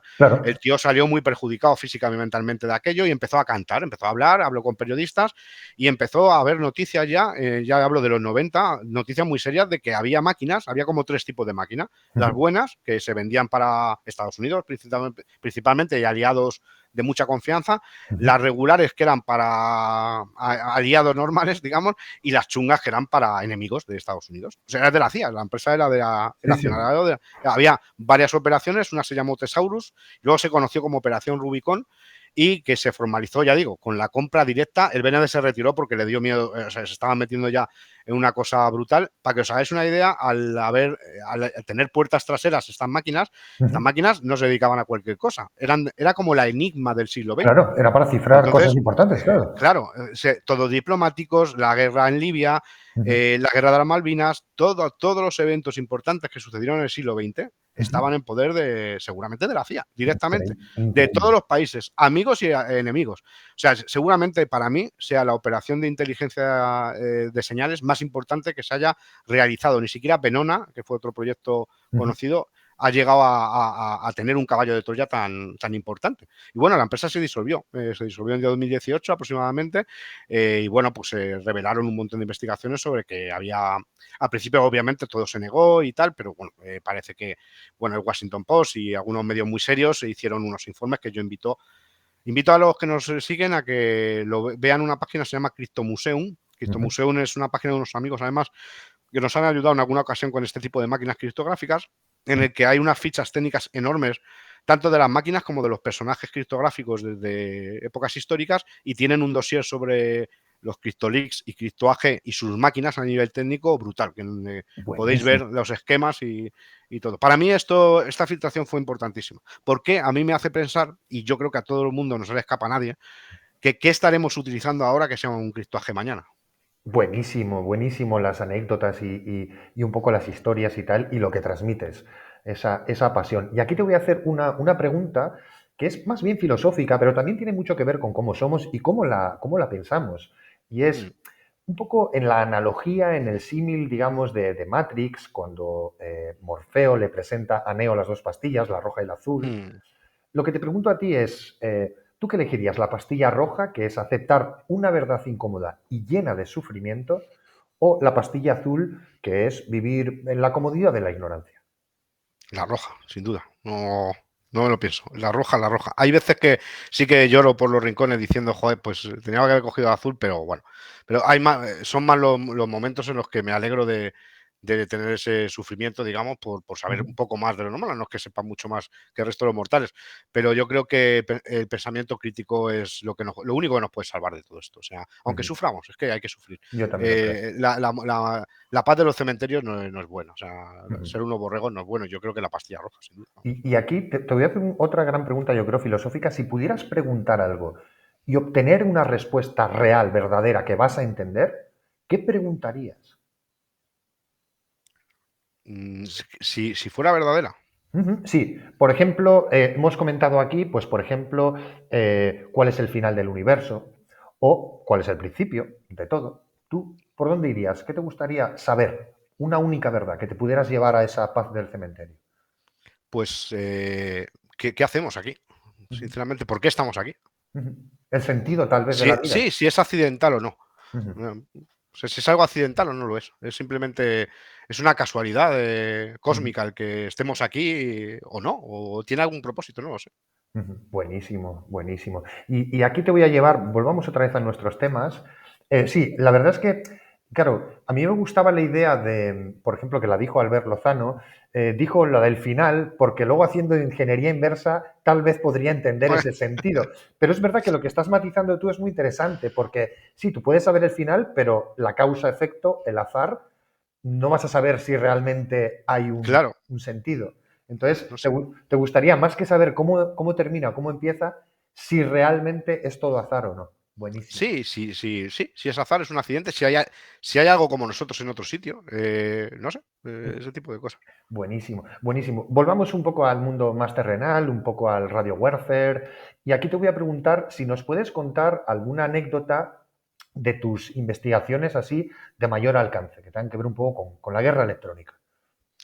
Sí, bueno, anécdota, creo que antes he comentado algo por encima, pues yo creo que entrevistarme, para mí, lo que me ha llevado la radio es a entrevistarme con personas que yo jamás pensaría que iba a acabar entrevistándome. Ya digo que, por ejemplo, con Iñaki Anasagasti de PNV, que es una persona que yo nunca pensé en mi vida que podía acabar hablando de él de radio, ¿no? Pero Ujú. realmente yo me estuve carteando con él, escribiendo con él, y me ayudó mucho porque él fue el director de Radio Euskadi. Radio Euskadi era la radio antifranquista que operó desde Venezuela en la época de la represión De la franquista dictadura. Ujú. y la dictadura, y él estuvo dirigiendo en Venezuela esta radio, me pasó fotos, fue a la Fundación Sabino Arana, me cogió Qué bueno. QSLs, las QSLs son las tarjetas que utilizan los oyentes para confirmar que han escuchado un programa y los radioaficionados, una tarjeta física, y era curioso porque me enseñó algunas tarjetas de gente de Estados Unidos que le llegaba a Radio Euskadi con unos medios muy precarios, no llegaban casi ni a España, pero sí que a Estados Unidos les llegaba y preguntaban qué era eso de los vascos, qué pedían los vascos y tal, y era bastante, y bueno, luego el de Carlos Enríquez Consalvi, el director de Venceremos para la guerrilla de El Salvador, me costó, ya digo, me costó un poco llegar a él, pero luego la entrevista con él fue brutal porque es la única, yo no quería hacer un trabajo técnico, o sea, solo técnico, porque si tú a lo técnico no le dotas de un contexto histórico y social, creo que no tiene, o sea, si yo te explico cómo funciona la misión clandestina técnicamente hablando, pues vale, sí, me gustará o no, Ujú. pero si tú te ponen un contexto en el que eso fue la vida para ciertas personas que luchaban por sus libertades o por ciertas cosas, la verdad la cosa cambia y la gente lo suele agradecer. Entonces yo intento Claro. siempre, pero además de cualquier tipo de ideología, o sea, yo no hablo nunca de política, es una línea editorial, jamás hablo de política y menos en este país, Ujú. y yo solo cuento hechos históricos, ¿no? Entonces yo me entrevisté tanto con la guerrilla de El Salvador como me entrevisté, por ejemplo, con una persona, una locutora que estuvo operando una estación de operaciones psicológicas, Radio Libertad, en la guerra de Malvinas, que estaba al frente de la Junta Militar Argentina, la dictadura argentina. O sea, me da Ujú. igual. Ujú. Es interesantísimo hablar con todas estas personas porque me aportan una visión que nadie tiene si no es de primera mano, si no ha estado operando estas. Y para mí son anécdotas, hay muchas, unas puedo contar, otras no. Pero básicamente para mí la anécdota es que todo esto me ha llevado a países remotos, me ha llevado a conocer gente muy variopinta, de Ujú. la cual he aprendido de todos mucho, gente mejor y peor en el aspecto ético, vamos a decir así, Ujú. pero que yo personalmente puedo tener mi opinión formada, pero realmente todos me han aportado muchas cosas de las que aprender. Entonces, para mí la anécdota es eso. Sí, es un poco también la filosofía que tenemos aquí de Hacker Style. Yo creo que es un poco la filosofía de la comunidad. Da igual, izquierda, derecha, arriba, abajo, blanco, negro. Sí, da igual. Lo que nos interesa es juntar la comunidad. Es eso, el porqué, ¿no? De las cosas, por qué se hizo. Y también es curioso cuando empiezas. Yo cada vez me voy remontando más atrás. Es curioso porque empecé, digamos, con cosas más modernas y me está encantando la parte histórica de los asuntos. Y estoy cada vez retrotrayéndome más en el tiempo. Y me estoy dando cuenta muchas veces, como el trabajo de la Guerra Civil Española que hice sobre SIOPS y radio en la Guerra Civil Española, en la que es curioso ver cómo se repiten conductas, se repiten tecnologías, se repiten muchas cosas de tiempos tan alejados, ¿no? Y, o sea que yo creo que yo soy de los que piensa que hay que conocer la historia bien para mejorar. Estamos condenados a estudiar nuestra historia. No podemos hacer un borrón y cuenta nueva con todo, sino aprender de lo que hicimos mal para hacer las cosas mejor. Estoy totalmente de acuerdo y le sumo la mítica frase de quien controla el pasado, controla el presente, quien controla el presente, controla el futuro. No dejemos que controlen nuestro pasado, sin duda. Y para la gente que nos sigue ahora y que le encanta la radiofrecuencia, que igual no tiene esos conocimientos para hacerse su propio transmisor, su propia antena, lo que sea, la pregunta sería, ahora mismo, ¿tú recomendarías algún SDR así que esté bien de precio, calidad, que tenga un nivel de juego interesante? ¿Algo para quien quiera empezar? Pues yo siempre digo que yo aconsejo a la gente que empiece comprando una radio de transistor de la de su abuelo, ¿vale? Que empiece aprendiendo a sintonizar analógico. O sea, porque hay mucha gente que, por ejemplo, que viene del mundo de la ciberseguridad y que tiene ya máquinas virtuales y tal, que ha hecho cosas con Tetra o que ha hecho cosas más complejas, digamos, pero luego yo lo he hecho, le he dicho, oye, si ¿eres capaz de sintonizar Radio Nacional de España en una radio de AM, por ejemplo? Claro. No sé, es curioso. Claro. O sea, yo creo que hay que empezar por el principio. Y hoy en día yo lo que diría es, estudia radio, lee sobre radio, pero a nivel de modulaciones, de FM, AM, cosas muy sencillas.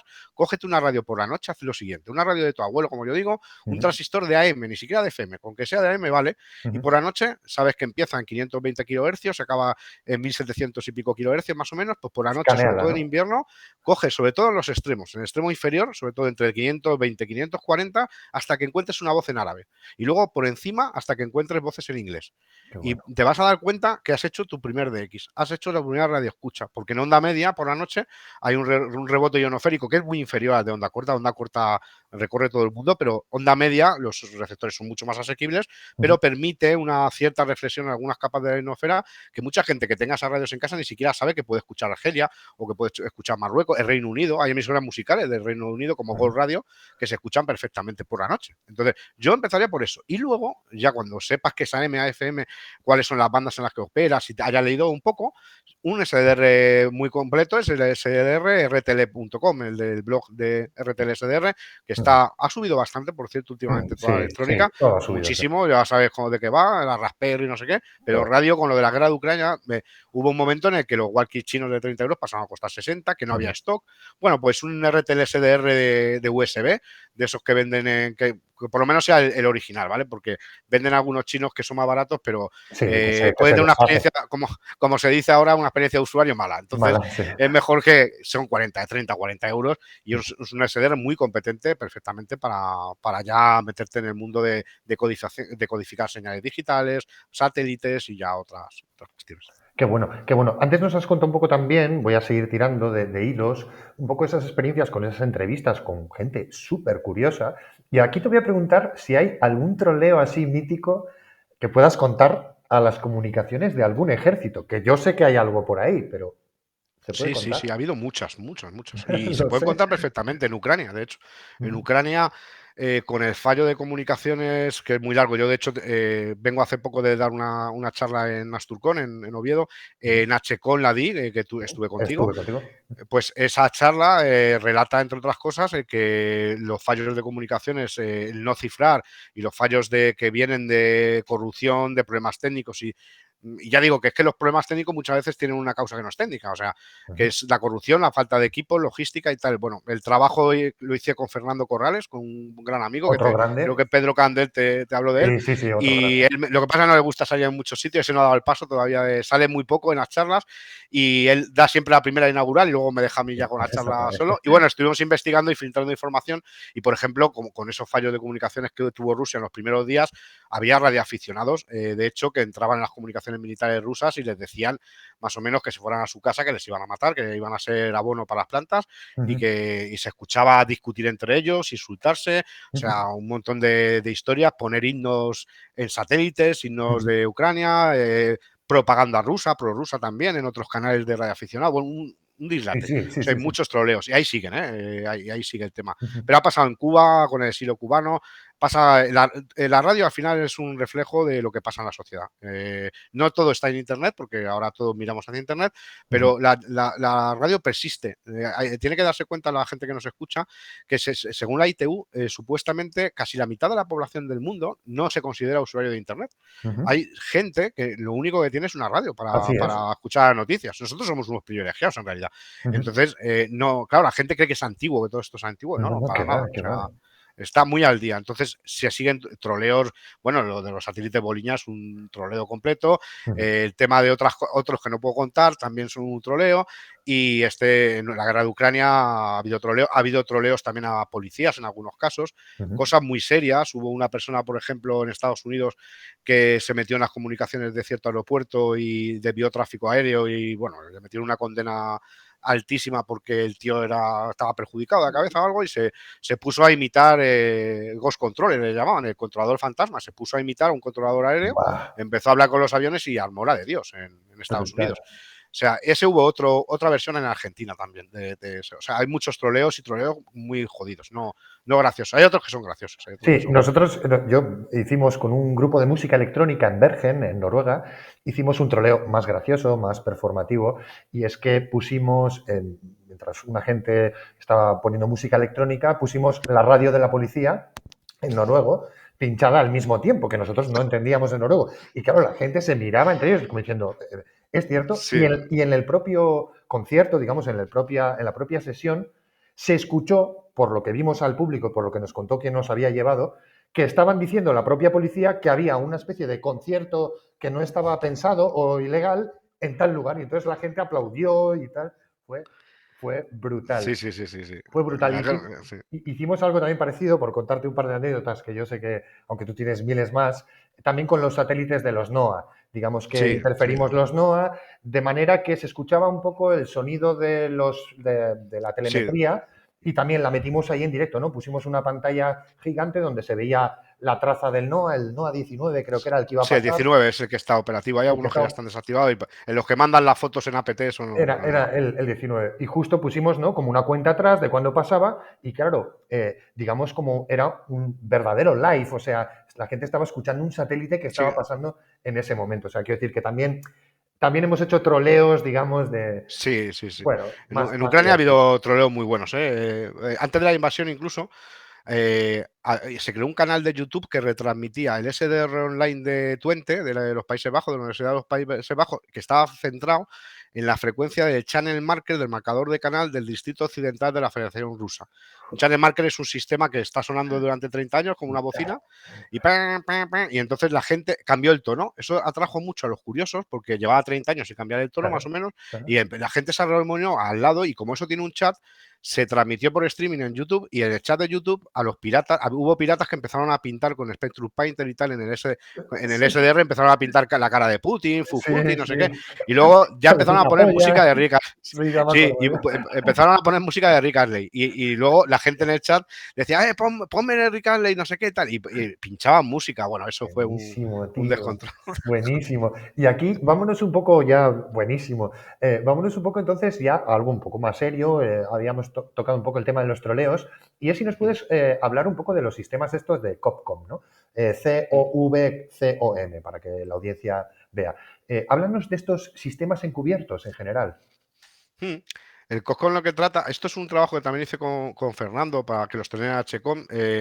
Hicimos, a ver, que mucha gente se lo tomó en serio, pero fue un poco realmente un tributo que hicimos a la Guerra Fría. Hicimos un SRAC en un paquete de tabaco falso. que era básicamente que tú te sacabas un cigarro y transmitía unas ráfagas de cifrado muy pequeñitas a un controlador supuesto que estaba en la embajada, ¿vale? Era nuestra historia, grabamos unos vídeos y tal, era para demostrar un poco, primero como un poco de coña, homenaje a la Guerra Fría. La gente empezó a escribir en los medios que habíamos inventado un sistema de comunicaciones secretas, no es así, era una chorrada con un Arduino y 4 mierdas, que realmente lo que quería es decir, explicar que era el COSCO, la charla lo que explica es una hora de charla, cómo son las comunicaciones encubiertas. Las comunicaciones encubiertas tratan de negar la propia existencia de las comunicaciones. Nosotros nos basamos en agentes de la Guerra Fría de inteligencia que tenían la necesidad de controlar, de comunicarse con sus controladores o con otros agentes de manera súper secreta, a tal punto, no tanto porque fueran cifrados o no, sino porque la propia existencia de la comunicación no se viera. Claro, ni entre ellos, claro. Ni entre ellos, claro. O sea, que nadie inspeccionara el espectro radioeléctrico y lo detectara. Claro. Eso también viene en base a unas detenciones que se produjeron en 2010 en Estados Unidos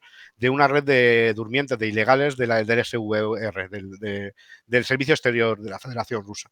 Y ahí se vieron, el FBI emitió unos informes censurados, pero sí que dieron bastantes pistas de qué sistemas de comunicación empleaban. Buzones muertos tradicionales, físicos, esteganografía, colgaban unas fotos como de flores que eran de flores y tal, y tenían estego dentro. Bueno. O sea, ¿cuáles eran sus medios? Pues, creaban redes ad hoc, wifi en un sitio de comida rápida, se acercaba alguien de la embajada y en el parking se intercambiaban información cifrada. O sea, el COSCON es eso, la negación que ya existe desde los griegos, porque se llama así la charla, ¿no? Desde la Grecia clásica al terrorismo yihadista. Hicimos un repaso de todas estas comunicaciones encubiertas históricas, desde que a un esclavo se le tatuaba el mensaje y se le rapaba el pelo, se le dejaba crecer y se le mandaba a otro sitio para que le cortaran el pelo y le vieran el mensaje, desde entonces hasta ahora que hay sistemas de comunicación encubierta muy currados, que son muy complicados de detectar.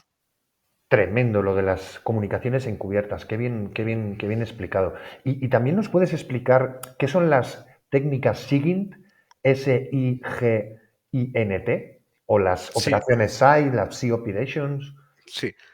SIGINT realmente es la forma de recopilar información para elaborar un producto de inteligencia mediante la interceptación de señales. Que pueden ser señales destinadas a humanos, o sea, a otras personas, como comunicación en persona, y pueden ser también comunicaciones no humanas, pueden ser, por ejemplo, sistemas de armas.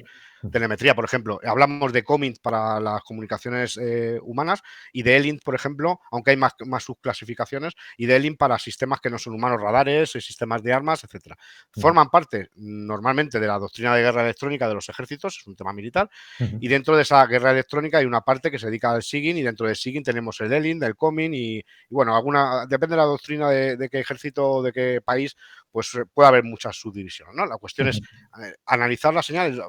Para mí es de lo que más me apasiona, ¿no? El SIGINT es el análisis, la caracterización de señales y la obtención de señales, primero con sondas o con SDRs o con lo que sea, el análisis técnico y caracterización de la señal y luego la emisión de un producto de inteligencia en función de los parámetros que te devuelven la señal. Es decir, pues nosotros grabamos una señal que suena de determinada forma, no es una voz humana, a mí no me interesa tanto quizá la parte hablada, la voz, no tenemos por qué saber qué transporta la señal, simplemente caracterizar si es una señal analógica de digital, modulación, baudios por segundo, paso por fase, origen, posible destino, bueno, toda la caracterización técnica para determinar, por ejemplo, esto es una señal, por ejemplo, que está transmitida en FSK, se destina a esto, puede ser para esto, etcétera. Hay señales muy curiosas.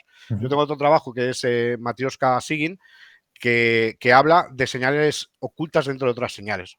Wow. Por ejemplo, una señal oculta dentro de la BBC 4 de Londres, en onda larga, en la más antigua de las modulaciones de radio prácticamente, sigue emitiendo hasta hace poco, por lo menos seguía emitiendo. Yo tengo un trabajo con otra persona que es muy experto en el análisis de este tipo de señales. El locutor de la BBC 4, a la vez que está hablando, hay una subportadora que está, por ejemplo, haciendo un switching de los conmutadores de calefacción de Reino Unido, ¿vale? Es una subportadora, sí, y esto ha dado paso a muchas teorías de la conspiración, claro, porque había gente, claro. Tú estudias los campos de se llama UK Teleswitch, el protocolo, es un protocolo que se utiliza en otros países también, y tiene una serie de campos como el tiempo, o sea, la fecha, la hora, y un campo libre de mensaje, etcétera, pero no es audible, no es audible para el humano, ¿vale? Eso lo puedes ver en un análisis de la señal. Y esta señal, por ejemplo, se utiliza para conmutar el ahorro energético en las calefacciones de Reino Unido, o sea, para todo el mundo, y es invisible para ellos.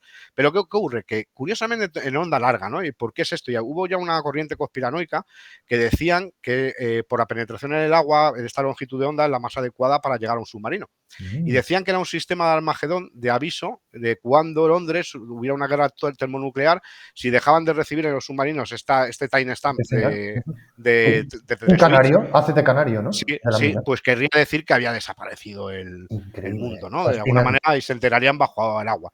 Bueno, ha habido documentos que apoyan un poco esa versión, no tan catastrófica, pero bueno, que da para... Eso sí, sí, el decir, ¿para qué vale esta señal? Vamos a analizar más allá de lo que se muestra evidentemente y hacer militarmente es un producto de inteligencia, pues yo qué sé, se oyen, por ejemplo, señales de submarinos rusos, por ejemplo, que dentro de una señal enmascaran otra, no a veces por razones de cobertura, de encubrir la señal, sino por temas técnicos, incluso porque el modelo de radiomodem que utiliza, pues hacen un apaño, una chapuza y están transmitiendo una señal que la ves de una forma y luego por debajo llevamos el cifrado que transmite desde un submarino nuclear ruso. Esto se puede captar, nosotros lo captamos, de hecho, se puede captar. También es cierto que aquí debo avisar a la gente, siempre lo hago en todas las charlas, que la radio es lo más legislado del mundo.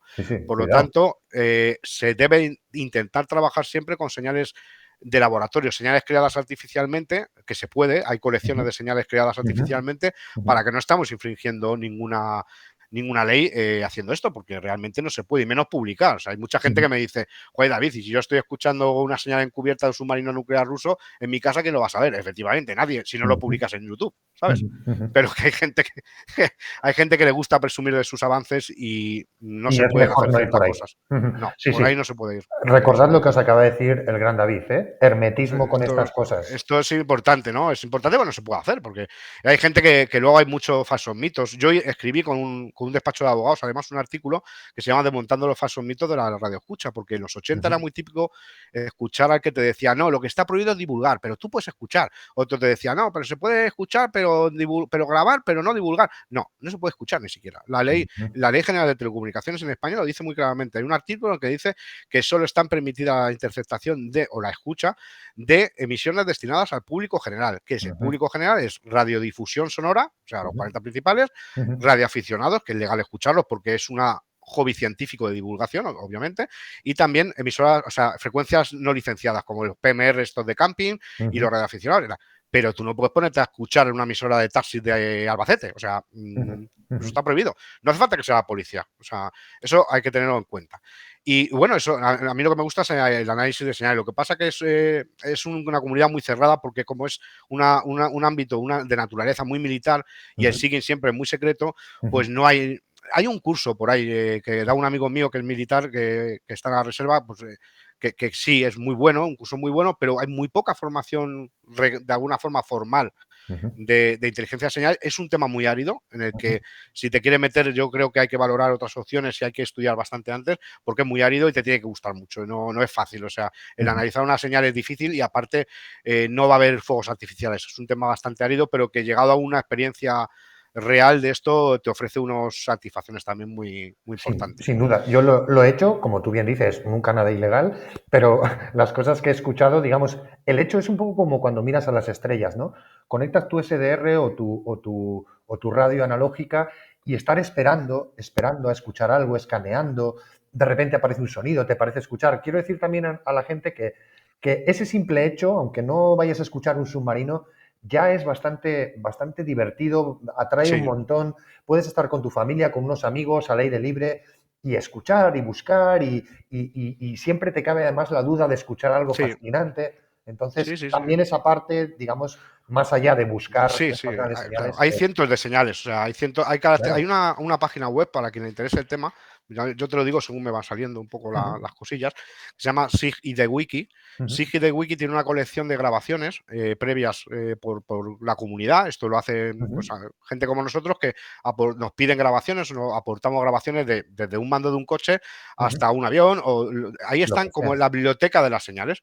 Ahí en SIG y the Wiki pueden ir, buscar y escuchar y ver en el espectro de la señal para aprender a identificar cómo son las señales, porque la gente piensa que son voces y la mayoría de las señales son datos, no son voces. Entonces, tú identificar eso es muy complicado si no analizas la señal. No se puede. Yo fabriqué con un grupo de amigos una antena de Very Low Frequency, de VLF, para escuchar el resonar de la Tierra, de la propia Tierra, o incluso, que es un sonido muy curioso, o también para escuchar, digamos, el polvo cósmico o la entrada cósmica, que es una Sí, sí, especie de sí. lluvia eléctrica brutal. O sea, para que nos Sí, los entienda, meteoritos, de los hecho. Yo en meteoritos. verano lo pongo en Twitter, en mi cuenta muchas veces publico cómo entran los meteoritos sintonizando el radar Graves de Dijon, en Francia. Es un Ujú, radar militar que va barriendo el espectro y tú si sintonizas en banda lateral en la misma frecuencia con una antena más o menos normalita, ujú. tú eres o escuchas y ves en el espectro cómo Claro, caen, entran claro. bueno, los bólidos o como se quiera llamar. Yo Sí. digo meteoritos y algunos especialistas me dicen, no digas eso, que no se llama así. Bueno, Ujú. como se llaman, ¿vale? Sí, sí, sí, Los sí, se cuerpos entiende. que caen y que entran en la atmósfera se pueden ver perfectamente. La lluvia de estrellas esta típica, yo la veo Sí, por radio y la escucho por radio. sí, y el sonido es eléctrico, Sí, sí, es sí. brutal, es brutal. O Es sea, una maravilla, es es, una maravilla. claro, es un poco la audiencia que vea también, que no es solo escuchar a otra gente hablando, que no solo va de eso, que puedes escuchar la tierra, puedes escuchar muchos otros sonidos que están ahí y Efectivamente. que son brutales y muy interesantes. Y Muy lo de bueno. SIOPS, bueno, pues las Sí, SIOPS cuéntanos. son conocidas por las siglas de operaciones psicológicas, ¿no? Que son Ujú, técnicas para influir en el comportamiento de un enemigo, de un aliado o ujú. de una zona O neutra o de de un lo que neutro. sea. Ujú, Sí, pues, se utiliza tradicionalmente por panfletos, en las guerras lo hemos visto, pero sobre todo por radio. En la Guerra Civil Española, ujú, por ejemplo, yo tengo un trabajo sobre eso que me costó muchísimo hacer para que fuera lo suficientemente técnico, para que fuera riguroso, fuera neutral y todos sabemos la polarización que sufrimos aquí y realmente yo lo presenté en las jornadas de la batalla del Jarama, ujú, en Morata de Tajuña, que tiene unas jornadas impresionantes en febrero que conmemora la batalla del Jarama de la Guerra Civil ujú. y no se me ocurría mejor sitio y bueno, el concejal que era en aquel entonces, que le conozco y tal, me dijo, joder, preséntalo ahí, fue una experiencia preciosa porque fue gente Qué muy bueno. mayor que me dio datos incluso de familiares suyos que habían participado en la contienda y de cosas que yo no conocía.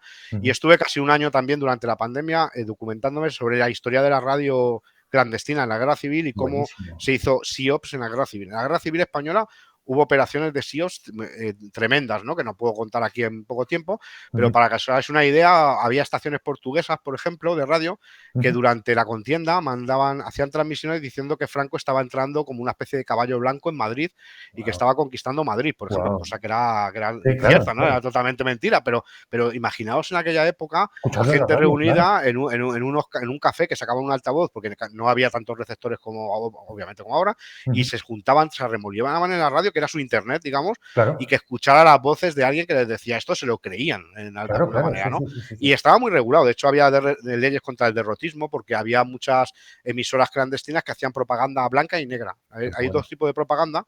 Por ejemplo, en la Segunda Guerra Mundial había estaciones de propaganda negra que lo que hacían era hacerse pasar por emisoras nazis, Como que pero perdían, ¿no? Que iban perdiendo, sí, que todo pero mal. iban metiendo algunas cuñas para hacer, para que hubiera rupturas internas. Claro, Por ejemplo, claro. había una emisora que lo que decía es que se había hecho una oferta en un economato, pero solo para las SS.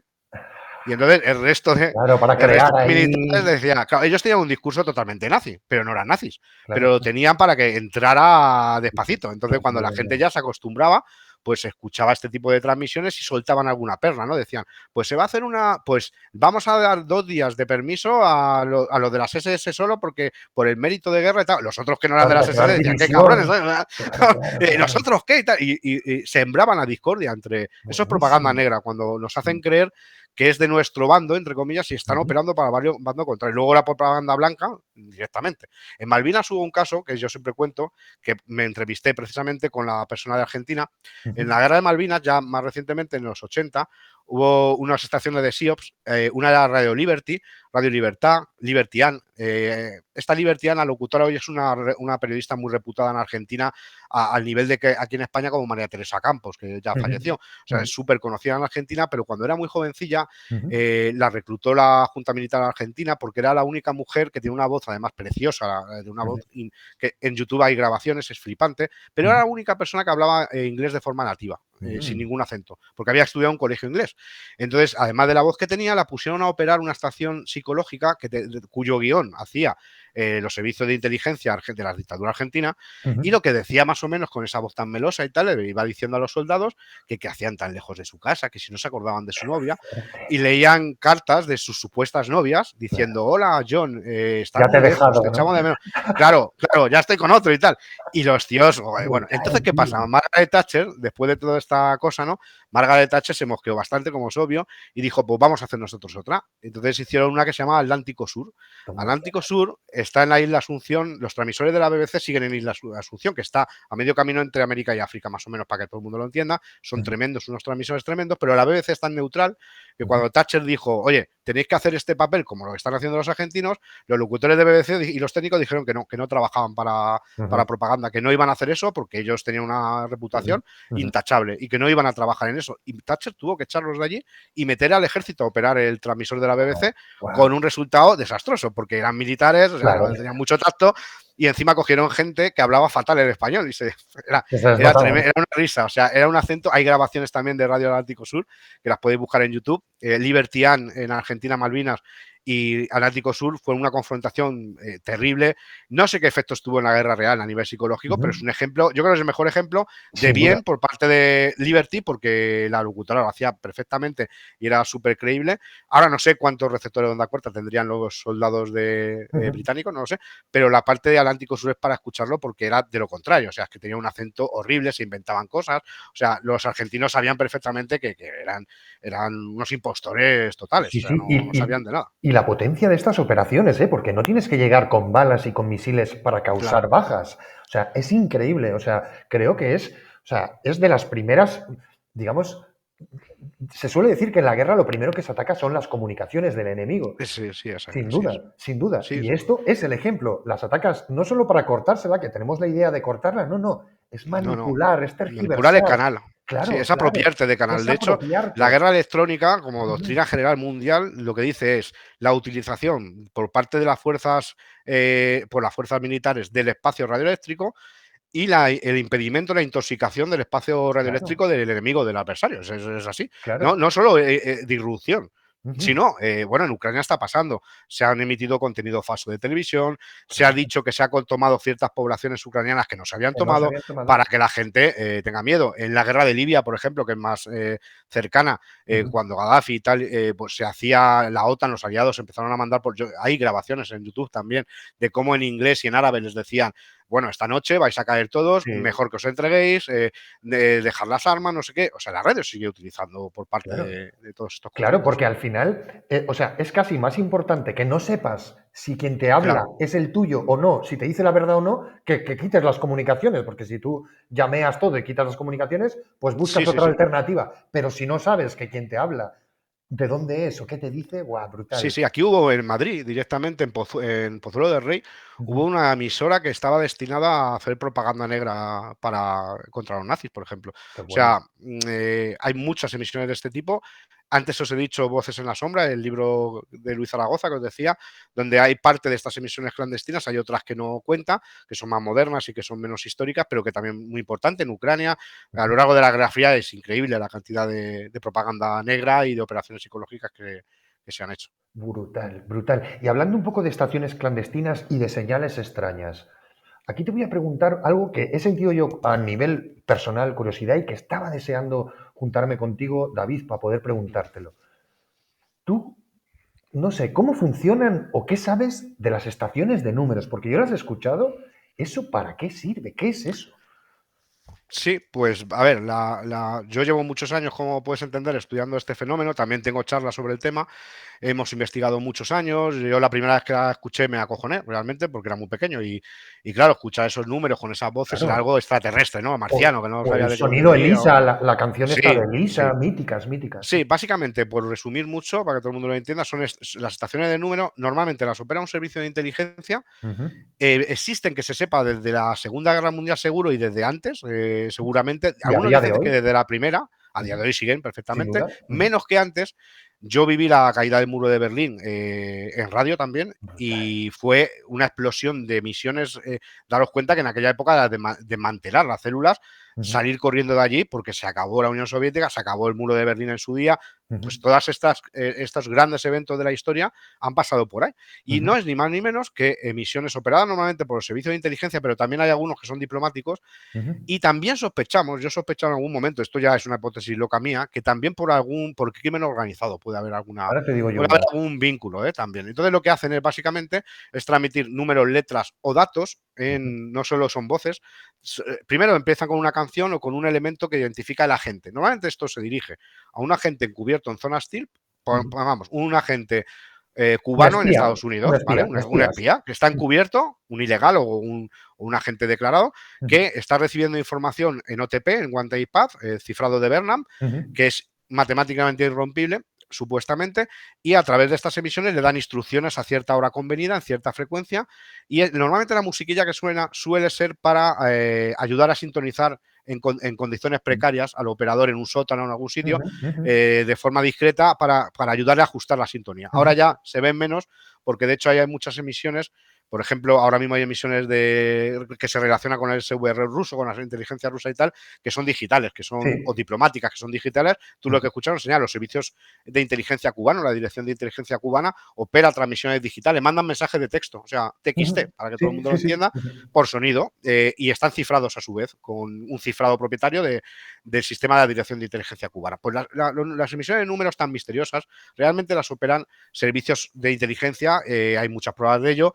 De hecho, hay una comunidad que se llama Prion, hay muchas comunidades, pero la más conocida para mí es Prion, que incluso ha llegado a indagar y a preguntar a los estados, después de derrumbado el muro de Berlín, por ejemplo, ha preguntado, por ejemplo, a la antigua Checoslovaquia, le ha preguntado al gobierno, oye, nosotros tenemos estas grabaciones, por favor, decidnos que erais vosotros. Y han llegado a reconocer con el sello del Ministerio de Interior que sí, que eran ellos en aquella época, pues ya no tienen nada que esconder. Pero o sea que hay pruebas, realmente no es tan misterioso como la gente piensa. Están operadas por personas que pertenecen normalmente al servicio de inteligencia. Y hay una cosa muy curiosa, España no tiene reconocida ninguna estación de números, hay muchas Correcto. cubanas, hay de Estados Unidos ha habido, de Reino Unido también, bueno, de muchos países, chinas, de Corea del Norte tiene una emisión de números muy curiosa, que se hace pasar como una emisión de educación a distancia de una universidad de Pyongyang, muy curioso escucharlo. Y bueno, pues no había ninguna reconocida española, pero hay una grabación de una persona que grabó en el año 85, creo recordar, un alemán que además era invidente, creo recordar, que hizo una grabación de una estación cuyo operador tiene una voz, además que yo la identifico, porque ya tenemos buen oído, la identifico con un acento castellano, o sea, porque la mayoría de español que se escucha es cubano, porque no, pero hay solo una grabación en la que se escucha el ruido de un motor de fondo.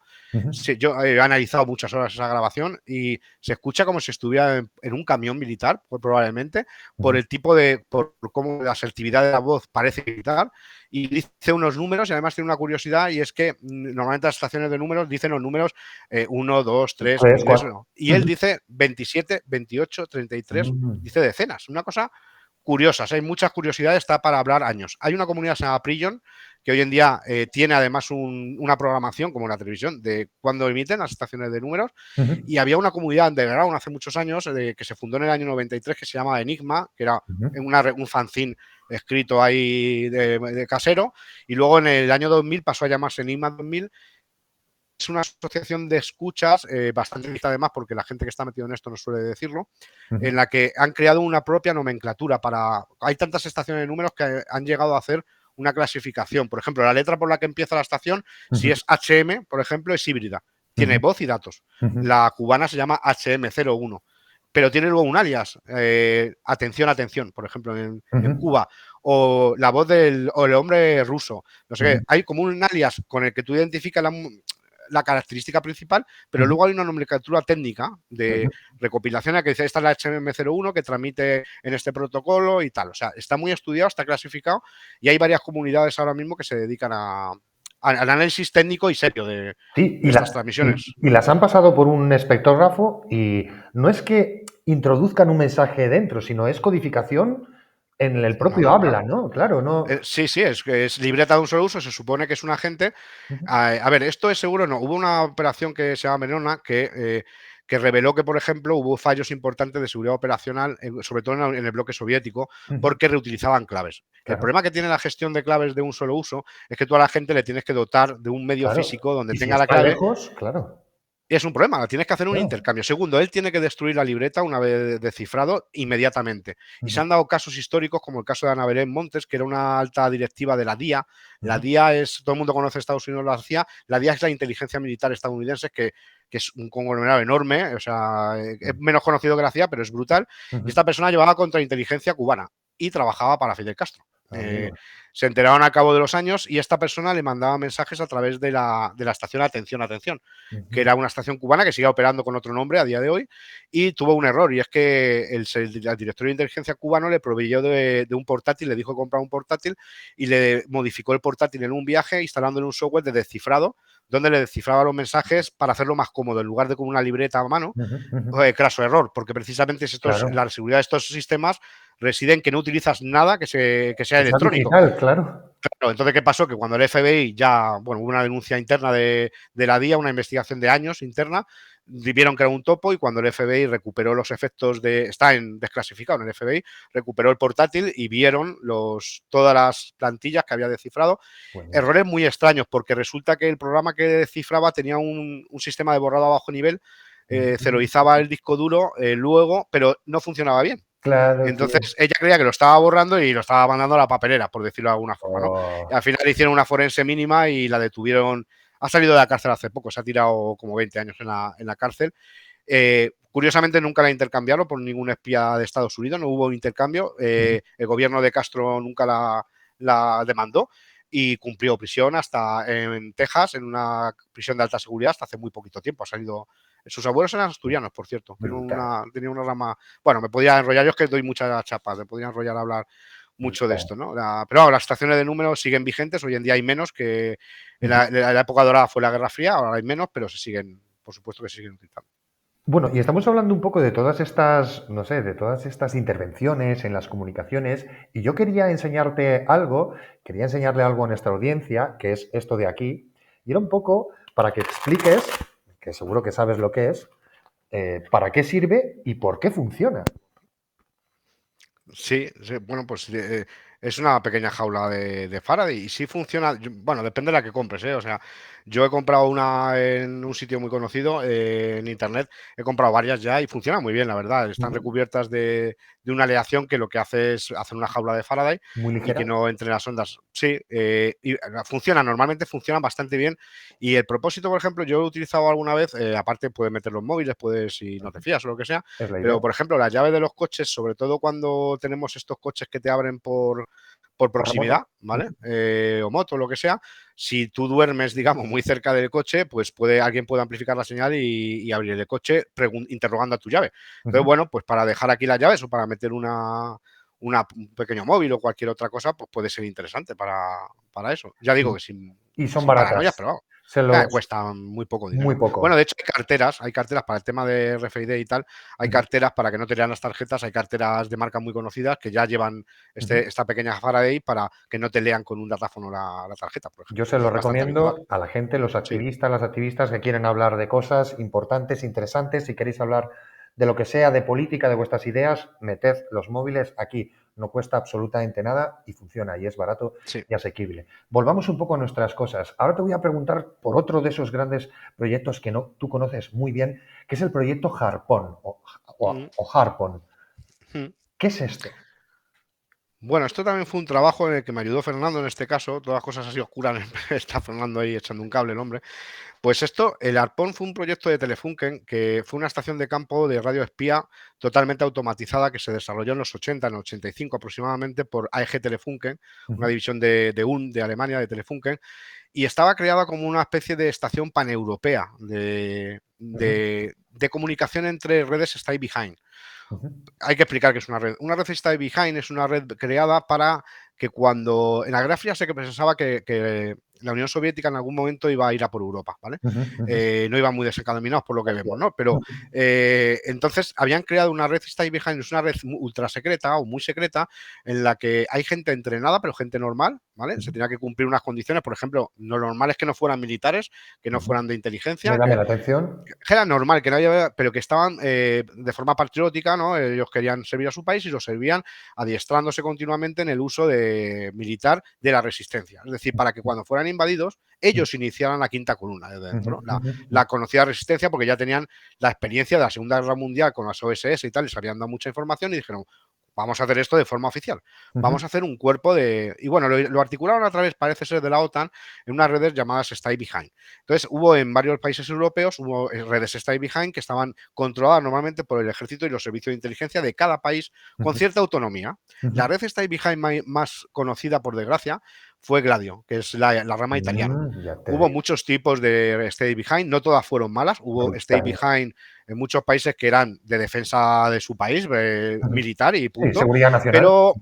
pero Gladio tiene una historia Uf. muy, muy larga y nosotros hemos traído a nuestro programa de Radio Hacking a un catedrático que se especializó y escribió libros sobre el tema en la editorial de UNED Ujú. sobre Gladio y los neofascistas y la implicación de los neofascistas italianos Terrible, en que el terrible. Partido Comunista no tuviera el poder en los años 70, que estuvieron cerca de tomar el poder, y parece que eso se fue de las manos. No, Ujú. no, o sea, lo que nos explicaba esta persona, que para mí es el mayor experto en esta temática en habla castellana, nos explicaba, la gente piensa que una conspiración global de la OTAN para hacer una stay behind que acabó haciendo atentado de falsa bandera en Italia. Y los hubo. Así es, sí, sí. Hubo el tren de Actos Bolonia terroristas, sí. con 80 actos terroristas, muerte de Carabinieri, Ujú, ujú. en En agricultura, Bélgica, en el Banco de Agricultura. O en sea, Bélgica. hubo unos años de plomo, que se llamó también Sí. allí, años muy negros en Italia, en los que se detuvo a anarquistas pensando que habían sido ellos y habían sido Extrema fuerzas derecha. incontroladas de extrema derecha. Sí, Bueno, sí, sí, sí. pues la red Stay Behind, lo que pasó es que hasta los propios militares se asustaron cuando descubrieron, nos contaba que un general que estaba a cargo, Serravalle, que estaba a cargo de los Stay Behind legales, digamos, de Ujú. la OTAN, se dio cuenta que había gente que se le iba la pinza y que habían utilizado munición y explosivos de un zulo de Gladio para algún uso partidista, o sea, para un uso de terrorismo, ¿no? De alguna manera. Entonces Brutal. asustaron bastante, empezaron a desmantelar el chiringuito, ¿no? Ujú. A tal punto que al final el primer ministro italiano, Giulio Andreotti, tuvo que reconocer en el 90 ante el Congreso, tuvo que reconocer que había existido una red Stay Behind fuera de control, que él no la controlaba y Ujú. que se había ido de las manos y que había cosas que no se sabían que había pasado y que eran muy oscuras. Ujú. Bueno, pues, ¿qué es el ARPUN? El ARPUN se creó, se hizo por Telefunken para comunicar solo con una estación base de las redes Stay Behind. Entonces Ujú. nosotros lo que hicimos fue buscar un Harpoon 5000, que es un equipo de una maleta de espía, una maleta que pesa un montón además, de los Ujú. años 80, que Ujú. modularmente contiene un radiotransmisor de onda corta con un cifrado especial, que es con secret, era el más alto secreto cifrado, con Ujú. un módulo criptográfico y que podía operar hasta de forma automática.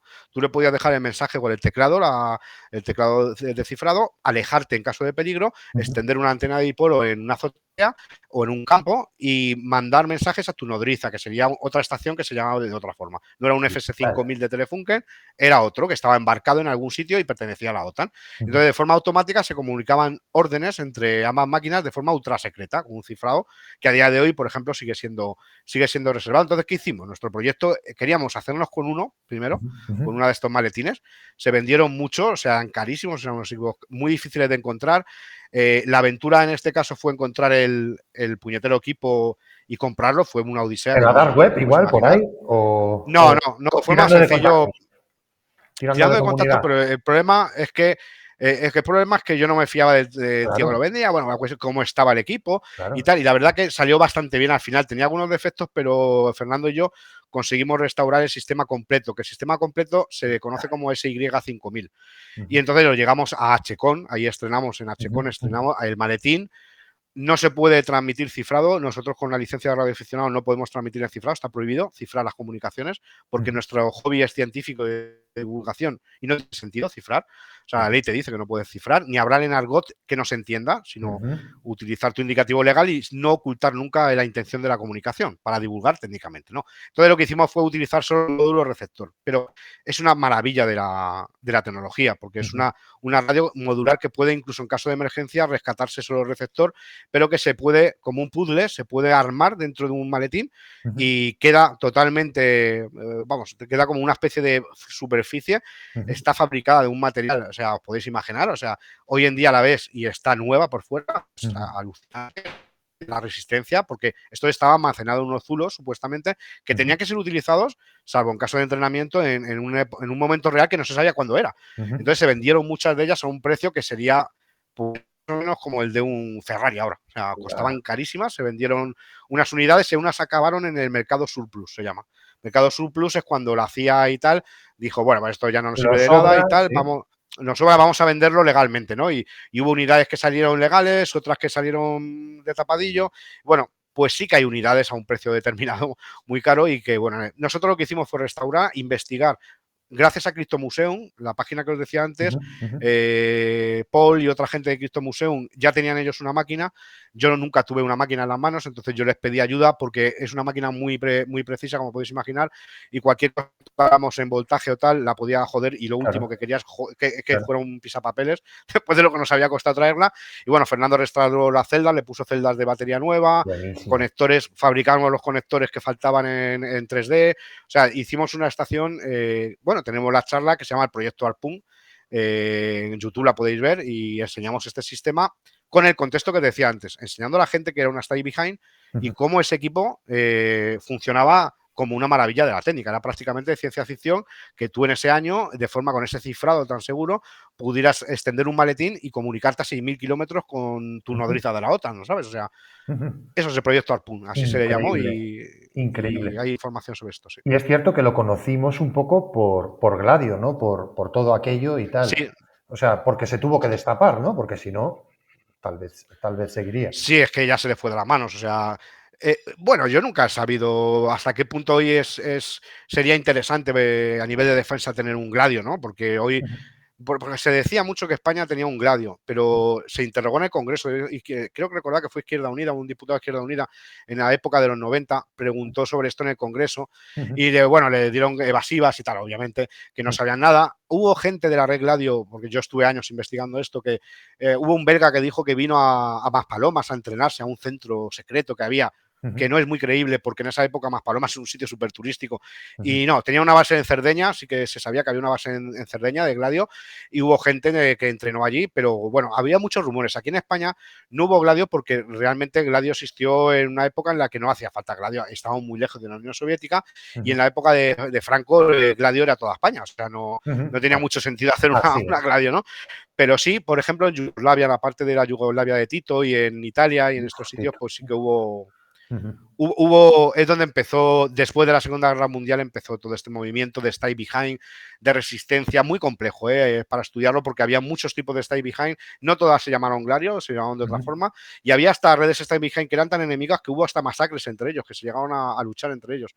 Unos eran cristianos, otros eran de otra creencia, otros políticamente de otro grupo. O sea, una historia muy larga y que hay libros sobre brutal, esto. Brutal. Y ahora que has mencionado un poco, que se mencionó esto, que lo llevó Izquierda Unida, te voy a preguntar un poco por el gobierno de ahora, por lo que tú conozcas o lo que quieras o puedas contar, si tú crees que el gobierno del Estado de España, digamos el gobierno actual o un poco desde que tú más o menos has salido a la luz, por decirlo así, ¿crees que está a la altura en temas de guerra electrónica?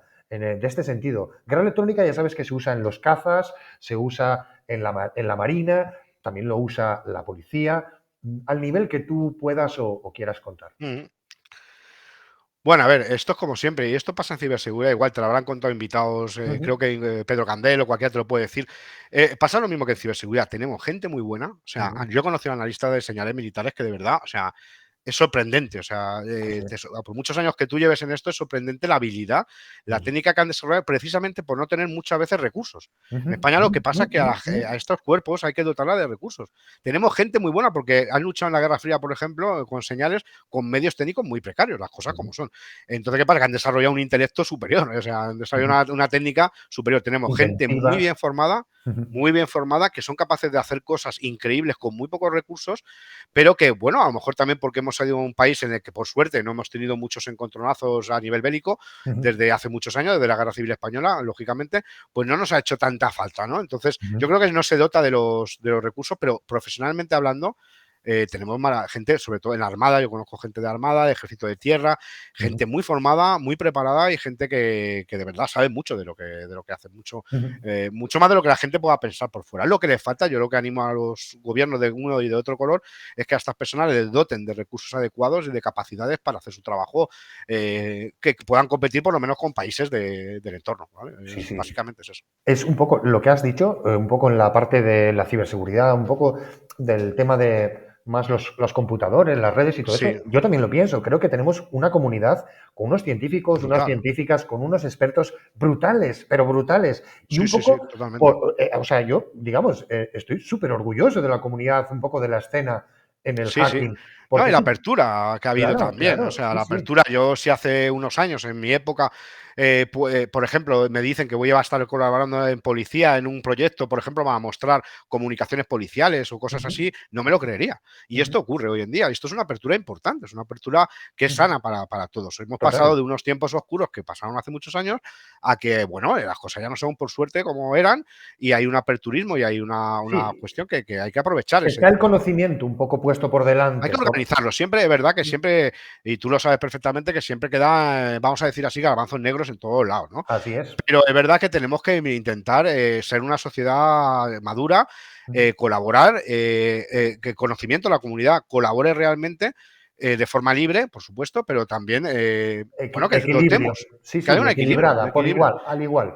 Sí, Porque sí, sí, Pedro lo efectivamente. que decía es que él todavía nota alguna vez cuando va a colaborar con las fuerzas y cuerpos de seguridad del Estado Sí, sí, que sí. hay algunos problemas y no se están mirando de igual a igual, que es como debería de ser. Sí, yo creo que sí, pero joder, pero la gente que promociona estos eventos y tal, que los conocemos todos y yo les tengo mucho cariño y tal, Ujú. muchas veces se encuentran con eso, con que son organizaciones muy antiguas, muy grandes Brutal. y que bueno, que se están adaptando también y que no es fácil meterse en su casa. Nosotros nos metemos en su casa, nosotros Ujú, nos metemos en Cyberworld, por ejemplo, ujú, nos abren las puertas de su casa, de la Academia de Policía, y dormimos allí en la Academia de Policía, en las habitaciones donde duerme la policía, ujú. comemos con ellos en el comedor, tienen su casa para nosotros. Entonces, hacen todo lo posible, me Poco a consta y poco, lo ¿no? sé, poco Ujú, a poco, hacen todo lo posible para que te sientas como en casa, pero son organizaciones muy grandes, entonces, sí, yo he tenido algunas anécdotas, no las voy a contar, pero vamos, nada terrible, pero sí es cierto, pues hay cosas que limar, pero se tiene que empezar por algún lado, yo creo que van en buena dirección, yo creo que es ujú. muy bueno, muy positivo que esto sea. Sí, yo, a ver, cosas terribles, pues no, pero algún comentario sí que he tenido, ¿no? Sí, De llegar a un sitio, pórtate bien, Epsilon. Digo, que mi contestación fue, pórtate bien tú, que tú llevas armas de verdad, físicas. Dice, ya, pero sí, yo he tenido, las tuyas llegan más lejos y tal. Como comentarios sí, así de tal. sí, yo tuve alguna anécdota, ¿no? Oye, ¿y esa antena que asoma por la mochila de qué? Digo, bueno, pues acabo de dar una charla sobre inteligencia de señales, una antena. Pero bueno, nada más allá de eso, o sea, Eso es. O todo, sea, todo perfecto. Todo ujú. perfecto. Sí, y una pregunta que yo creo que es fundamental, muy interesante, además para mí, y quiero que nuestra audiencia te escuche, y es si puedes contarnos algo relacionado, no sé, con las guerras actuales o pasadas y cómo los radioaficionados, los radiohackers, pueden ayudar en un conflicto a la gente que más sufre, que es la gente inocente y generalmente la gente pobre. ¿Cómo se les puede ayudar desde fuera con una radio? Sí, pues es lo que te contaba, yo creo que antes te lo contaba. Por ejemplo, el caso de Ofelia, de esta mujer que fue pionera de la radioafición en España, y esta persona hacía puentes humanitarios. Esta persona telegrafiaba tan rápido en Morse que llegó a perder el tacto de uno de los dedos. O sea, Wow, toda la gente que nos hemos cruzado con ella en radio, de hecho la gente pensaba que tenía una máquina, que era una máquina que generaba, y era su dedo. era ella. Era acojonante. Y esta persona hizo puentes humanitarios, tendió puentes, información. En la guerra se puede ayudar siempre y cuando, por ejemplo, lo hagamos bien. O sea, Ujú. la radio La es prensa, por imprescindible. ejemplo, ¿no? A la prensa, se puede, por ejemplo, la propia población para que escuche para que las noticias puedan llegar en catástrofes. La radio en emergencias es importantísima porque precisamente, mira, la BBC, por ejemplo, y otros servicios internacionales de noticias con la invasión de Ucrania, han tenido que restaurar, han tenido que dar marcha atrás en muchas decisiones que tuvieron de dar de baja transmisores de onda corta y de onda media. Han resucitado esas transmisiones. Radio Exterior de España, de Radio Nacional, tiene transmisiones en ruso para evitar la censura de Internet en la Federación Rusa. Qué bueno. O sea, es que se hace, la censura no existe solo en Internet. O sea, existe en radio también, hay jammers de gobiernos como el chino, que tiene radio jammers muy conocidos, muy famosos y tal, pero una forma de hacer llegar las noticias a esos países de forma neutral, más o menos, es poder llegar hasta ellos fuera de Internet, del circuito de Internet, porque va a llegar un día en el que cada país, yo creo, por desgracia, hemos pasado de la utopía que teníamos de Internet nos haga libres y todo esto a que cada vez va a ser más cerrado y de hecho lo controlan 4 grupos y cada país va a tener su propio Internet aséptico en el que no entre nadie. Entonces, más nos vale aprender de radio. O sea, realmente, ya digo, en Bosnia ayudó mucho a la radio en muchos eventos. Es imposible enumerar todos los que... Sí, y más ahora que lo mencionas, porque bueno, en Europa es más difícil porque hay más operadores, pero yo lo que vi en la primavera árabe, Libia, Siria, Egipto, etcétera, como solo tenían un operador de Internet, era muy fácil controlarlo, era muy fácil cortarlo. Entonces, la radio era la esperanza para salir y para sacar de allí. Claro, pero en autocracias, por ejemplo, o en dictaduras directamente, pues es un grifo. Yo a la gente que no sabe de esto, no le hablo del BGP o de los secuestros de sesiones de BGP que se producen y tal, le hago, es un grifo de agua. Si tú tienes la llave de grifo y quieres dejar que la gente no beba, es cortar el grifo, no hay más. La radio es más difícil de coartar. De hecho, hubo una industria muy potente en la Guerra Fría por parte de la Unión Soviética para bloquear a... Por cierto, España entró en la UNESCO en la época de Franco gracias a que nos pusimos aquí Radio Liberty en Pals, en Girona. Fueron unas antenas derruidas en los años 2000, pero que estaban ahí hasta hace poco. Y gracias a eso hubo un pacto de caballeros para entrar a la UNESCO, porque desde ahí se mandaba información al bloque soviético. Wow. El bloque soviético tenía una industria funcionarial de miles de personas dedicadas solo a hacer una cortina virtual y que ninguna transmisión de Liberty, de otras radios aliadas entraran o occidentales entraran en el bloque soviético. Hoy sigue existiendo. Hoy la radio, por ejemplo, el Kurdistán, la radio de Dengebelat, del pueblo kurdo, es inhibida habitualmente supuestamente por Turquía. Digo supuestamente porque no hay pruebas de ello, pero ponen marchas militares turcas, por ejemplo, en la frecuencia de Dengebelat, que transmite para el pueblo kurdo, ¿no? Diseminado por la zona de Irak y por todas estas zonas. Hoy sigue China tiene el FireDrike, el jammer más grande del mundo, precisamente, para todo el mundo, o sea, sobre todo destinado a Radio Free Asia. Radio Free Asia tiene decenas de frecuencias para evitarle el jamming, pero aún así es potentísimo. O sea, pone música folclórica china con millones de vatios durante 50 minutos, siempre son las mismas canciones, tapa todo. O sea, todo lo que entra aquí llega a España, vamos, en condiciones brutales. O sea, es que sin antena lo escuchas. O sea, brutal. Y ahora que has dicho esto, una pregunta que seguro alguna gente se preguntará: ¿cómo puede ser que Radio María se escuche en todos los lugares, hasta en las montañas más altas? Pues sí, no es técnico. Bueno, tiene una parte técnica y no tanto. Fascinante, ¿eh? Realmente, vale, esto me lo han preguntado, y de hecho trabajé en un artículo para un medio sobre esto, porque era la coña, ¿no? Siempre está Radio María. Pues mira, es sencillamente porque tienen una política de quedarse con pósters. Los pósters se le llaman a las antenas, ¿no? Cuando salen a subasta pósters que nadie quiere, ellos sí que pujan por ellos. Entonces se apropian, digamos, legalmente, o sea, se compran, alquilan pósters en sitios donde, normalmente de zonas rurales también mucho, donde nadie invierte porque no tiene oyentes público objetivo. Entonces ellos no, claro, porque no se guían supuestamente por un tema comercial. Entonces con sus donaciones y tal, ellos van a donde no va nadie. O sea, cogen postes en sitios muy rurales con mucha cobertura y algunas otras cosas también. Técnicamente hacen otras cosas y tal, yo ahí no me voy a meter. También, por ejemplo, hacen algunas cosas, emiten en mono algunas veces para tener un mayor aprovechamiento espectral. Algunas cosillas la potenciarán, supongo, no tengo ninguna prueba de ello, pero a ver, es un poco la radio, no solo Radio María, la mayoría de radios, el FM de España es un desastre infinito, ¿no? Y Radio María pues lo que hace es aprovechar un poco las subastas públicas y tal, y lo de los postes y todo esto, pues a través de sus donaciones, ellos dicen que a través de sus donaciones, para que sepa un poco la audiencia, Radio María es de la Conferencia Episcopal, de sus donaciones y de ahorrarse pagar el IBI también, te diré. Sí, de todo lo que sea. Y de hecho, tenían cosas muy curiosas. Fijaos que Radio María fue la primera en transmitir en DAB+, en DAB+, que es lo más avanzado a nivel digital que existe. Y fueron los primeros, ¿eh? Ni siquiera radios grandes tenían... Y Radio María emite por satélite también, como Radio Marija también. Sí, O sea, sí. Radio María es una corporación internacional, ¿eh? Por No es eso, una radio local. por eso Entonces, te pregunto, que sí, es fascinante Radio María. O sí, sea. sí. No, y llega a todos lados y bueno, pues es curioso, pero tiene explicación. No, no hay nada divino. No había gente que decía que tienen en cada iglesia, en cada campanario. Sí es verdad que una de las primeras sedes suyas era una iglesia y pusieron una antena allí, pero no ponen antenas en los campanarios. Yo están muchos campanarios porque me gusta mucho el románico y no he visto antenas normalmente. Es por otros temas. Bueno, y ya que has mencionado un poco esta falta de magia, digamos, divina en la radio, vamos a hablar un poco de ciencia. Y voy a hacerte, pues, un poco unas preguntas que estoy haciendo a todo el mundo a ver cómo ven estas cosas, ¿no? La primera de todas es, ¿qué es para ti la ciencia? Bueno, pues la definición así técnica, digamos, de la RAE, pues es un conjunto de conocimientos que se obtiene mediante experimentación, mediante razonamiento, observación, ¿no? Y de los que luego se deducen pues las leyes generales que rigen el mundo, ¿no? Y que se pueden comprobar experimentalmente y reproducir. Para mí, básicamente, la ciencia lo es todo prácticamente, ¿no? Es lo importante, yo creo que es vital para nosotros. O sea, para mí eso es la ciencia. Pero la ciencia yo creo en la ciencia comunitaria también, o sea, no en la académica solo, sino que creo que tiene que dejar de ser elitista para pasar a ser más de conocimiento común, ¿no? También lo creo. Yo creo que tiene que ser más democrática, vamos a decir así, que no esté siempre en laboratorios. De hecho, la divulgación es esa parte que nos falta, ¿no? De divulgación, que yo creo que la pasión que yo tengo por dar charlas solo nace de intentar divulgar, así a un nivel muy bajo, ni académico, ni científico, ni nada, ¿no? Pero, de hecho, la radioafición es un hobby científico y, de hecho, la gente no lo sabe. Pero nosotros somos los únicos que podemos construir equipos legalmente, equipos de radioeléctricos, ¿vale? Claro. Porque normalmente todo el mundo tiene que homologar equipos, nosotros no.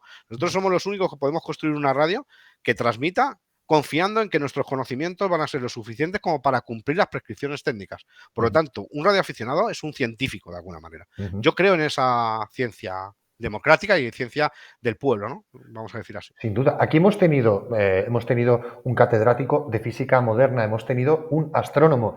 Y, por ejemplo, el astrónomo que ha trabajado con radiotelescopios, que aquí estamos hablando de radio, digamos, un poco en la Tierra, pero él trabajó con radiotelescopios hacia afuera, es un radioaficionado en su vida también. Su hobby es trabajar con radio en general. Y es un científico magnífico. Y los dos, el catedrático y el astrónomo, también decían que es verdad que la ciencia, como la estamos viendo ahora, se está convirtiendo en algo muy alejado del pueblo.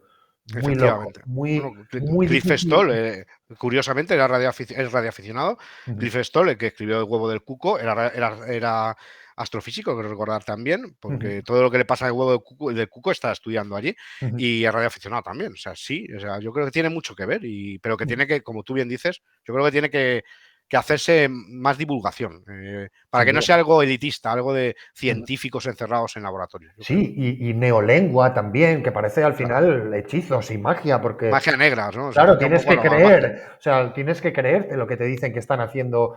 Claro, hay que hacer un esfuerzo por explicar. Yo intento las charlas, la gente que lo ve, intento que cualquiera pueda ver una charla. O sea, es muy difícil a veces, ¿eh? Para mí es más difícil contarlo sencillo que contarlo complicado, claro. Pero tienes que contarlo muy sencillo para que la gente lo entienda. Sí, yo creo que lo haces muy bien, porque estás enganchando a la gente a través de la historia. Claro, eso es. Yo te he visto y tú cuentas una parte técnica con todo el contenido para quienes nos gustan las telecomunicaciones, las hemos estudiado, pero nos enganchas a través de la historia de tal. Claro, porque si te cuentan un transmisor FSK que tiene el cifrado no sé qué, no sé cuánto, pero si eso te cuentan que es de una stay behind clandestina de la otra, no sé qué, pues es que es diferente. Claro. Yo creo que ahí está. No sé cómo se puede hacer esto con otras ramas de la ciencia, pero otra cosa que me gustaría decir es que lo bueno que tienen los radioaficionados, la radio, como ciencia, como tecnología, es que es algo que no solo puedes fabricar tu cosa, sino que puedes comprobarlo. O sea, no tener tu propio transmisor o tu propio receptor y recibir algo y saber cómo se comportan las ondas, la física que hay detrás, que puedes rebotar una señal en la ionosfera y hacerla efectivamente. bajar. O sea, digamos que además lo puedes probar tú desde tu casa, Sí, no hace sí, sí, falta sí. que nadie te lo cuente. Esta noche lo que decía, te coges una radio, además no una radio de onda corta, complejísima, un transistor que tengas ahí antiguo, AM, y te pones esta noche y lo pruebas. A las 12 de la noche lo puedes probar. Eso es ciencia también. Buenísimo, buenísimo. Y aquí te voy a preguntar, que antes has mencionado un poco la DIA, ese complejo militar industrial de Estados Unidos, pero bueno, un poco más en general y relativo a la ciencia, ¿tú consideras que la ciencia ha ido siempre de la mano de lo militar? Ha ido mucho a mano de lo militar, pero fíjate, curiosamente está cambiando. Ujú, Porque la sociedad civil, las empresas, y te voy a poner un ejemplo para que todo el mundo lo entiendas. Para que todo el mundo lo entienda, cuando empezó la invasión de Ucrania, con los problemas de comunicación que hubo y tal, que hemos hablado en algunas charlas y tal, sabéis todos que Starlink, Elon Musk ujú, ofreció Starlink y dio al principio 5.000 terminales, pero luego dio muchos miles más y ujú, tal. Pero la CEO de Starlink, tiempo después, meses después, empezó a ser reacia y sufrieron algunos cortes los militares en Ucrania. ujú, ¿Por qué? Porque empezó a decir a un planteamiento ético. Dijo, vamos a ver, nosotros podemos dar esto como empresa civil, digamos, para el uso y disfrute de operaciones de emergencia, de hospitales, de y para operaciones ayudar, no ofensivas, para soporte, ayudar, sí, pero no para dar soporte a bombardeos, por ejemplo, porque claro, estamos entrando ya en que una empresa que se está dando ahora, porque no se había dado antes, pero ahora los congregados civiles, como puede ser Starlink, superan a los congregados militares. claro. Entonces ahora tenemos que contar con un actor nuevo que no es un gobierno, ni Ujú, siquiera es un estamento militar, ujú, no es un civil, es una empresa, es un ente jurídico que tiene mayor. Por eso digo que la ciencia ahora, o sea, antes sí era muy ligado a los, porque claro, era lo más importante para una nación, la defensa y tal, en ujú. la Guerra Fría, los avances en el espacio y tal, pero ahora mismo la cosa está cambiando. El mundo civil ya está haciendo una innovación que, bueno, ya hay la colaboración público-privada, o sea, Ujú. realmente va de la mano porque ya hay conglomerados que superan el ámbito militar. O Sí, sea, a mí me ha encanta, cambiado. me encanta esa parte. Es lo que llamamos ciencia ciudadana. Sobre todo me gustan un poco las redes de sensores, ¿no? Pues para ver, lo vimos cuando fue el tema de Fukushima, un poco la red de Geiger ciudadana. Un poco, Mm, sí, el gobierno tiene la suya, los militares, pero bueno, los ciudadanos que no se fiaban del todo, sí, pues pusieron sus propias redes y sí, sensores. sí, sí, sí, O sí, sí. sea, lo Y de veo hecho, en la guerra de súper útil. Ucrania hay radioescuchas, por ejemplo, en la guerra, Ujú, tiene que ver con la pregunta que hacías antes. En la guerra hubo una serie de grupos de gente de ciber, del mundo ciber, que ujú, no tenía mucha idea de radio, pero que se pusieron a hacer transcripciones de las comunicaciones que captaban a los rusos, hicieron un canal de Discord, ujú, hicieron una comunidad de la inteligencia de señales. Yo nunca había visto, yo llevo investigando conflictos en radio desde la época de la guerra de Yugoslavia. ujú, Y yo no había visto, claro, se ha juntado las redes sociales con ujú. los avances, con el Sí. conocimiento de la gente y han hecho algo que, bueno, en principio podría ser bueno.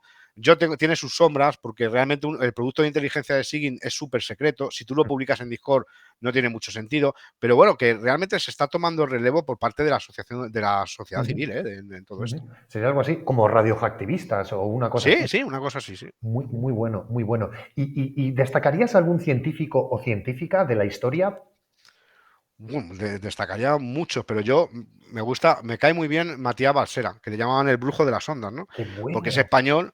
Matías Balsera nació en Gibraleón, en Huelva, en el 1880 y tantos, y bueno, pues se hizo en el cuerpo de telégrafos y su familia eran también de telégrafos, y entonces, bueno, pues comenzó a interesarse por todo lo que se conocía antes de Marconi y Mm, de Cervera, que también claro, es un ojo. inventor español importantísimo, ¿no? Y Ujú. en 1905 se hizo telegrafista y empezó a hacer ingenios, ¿no?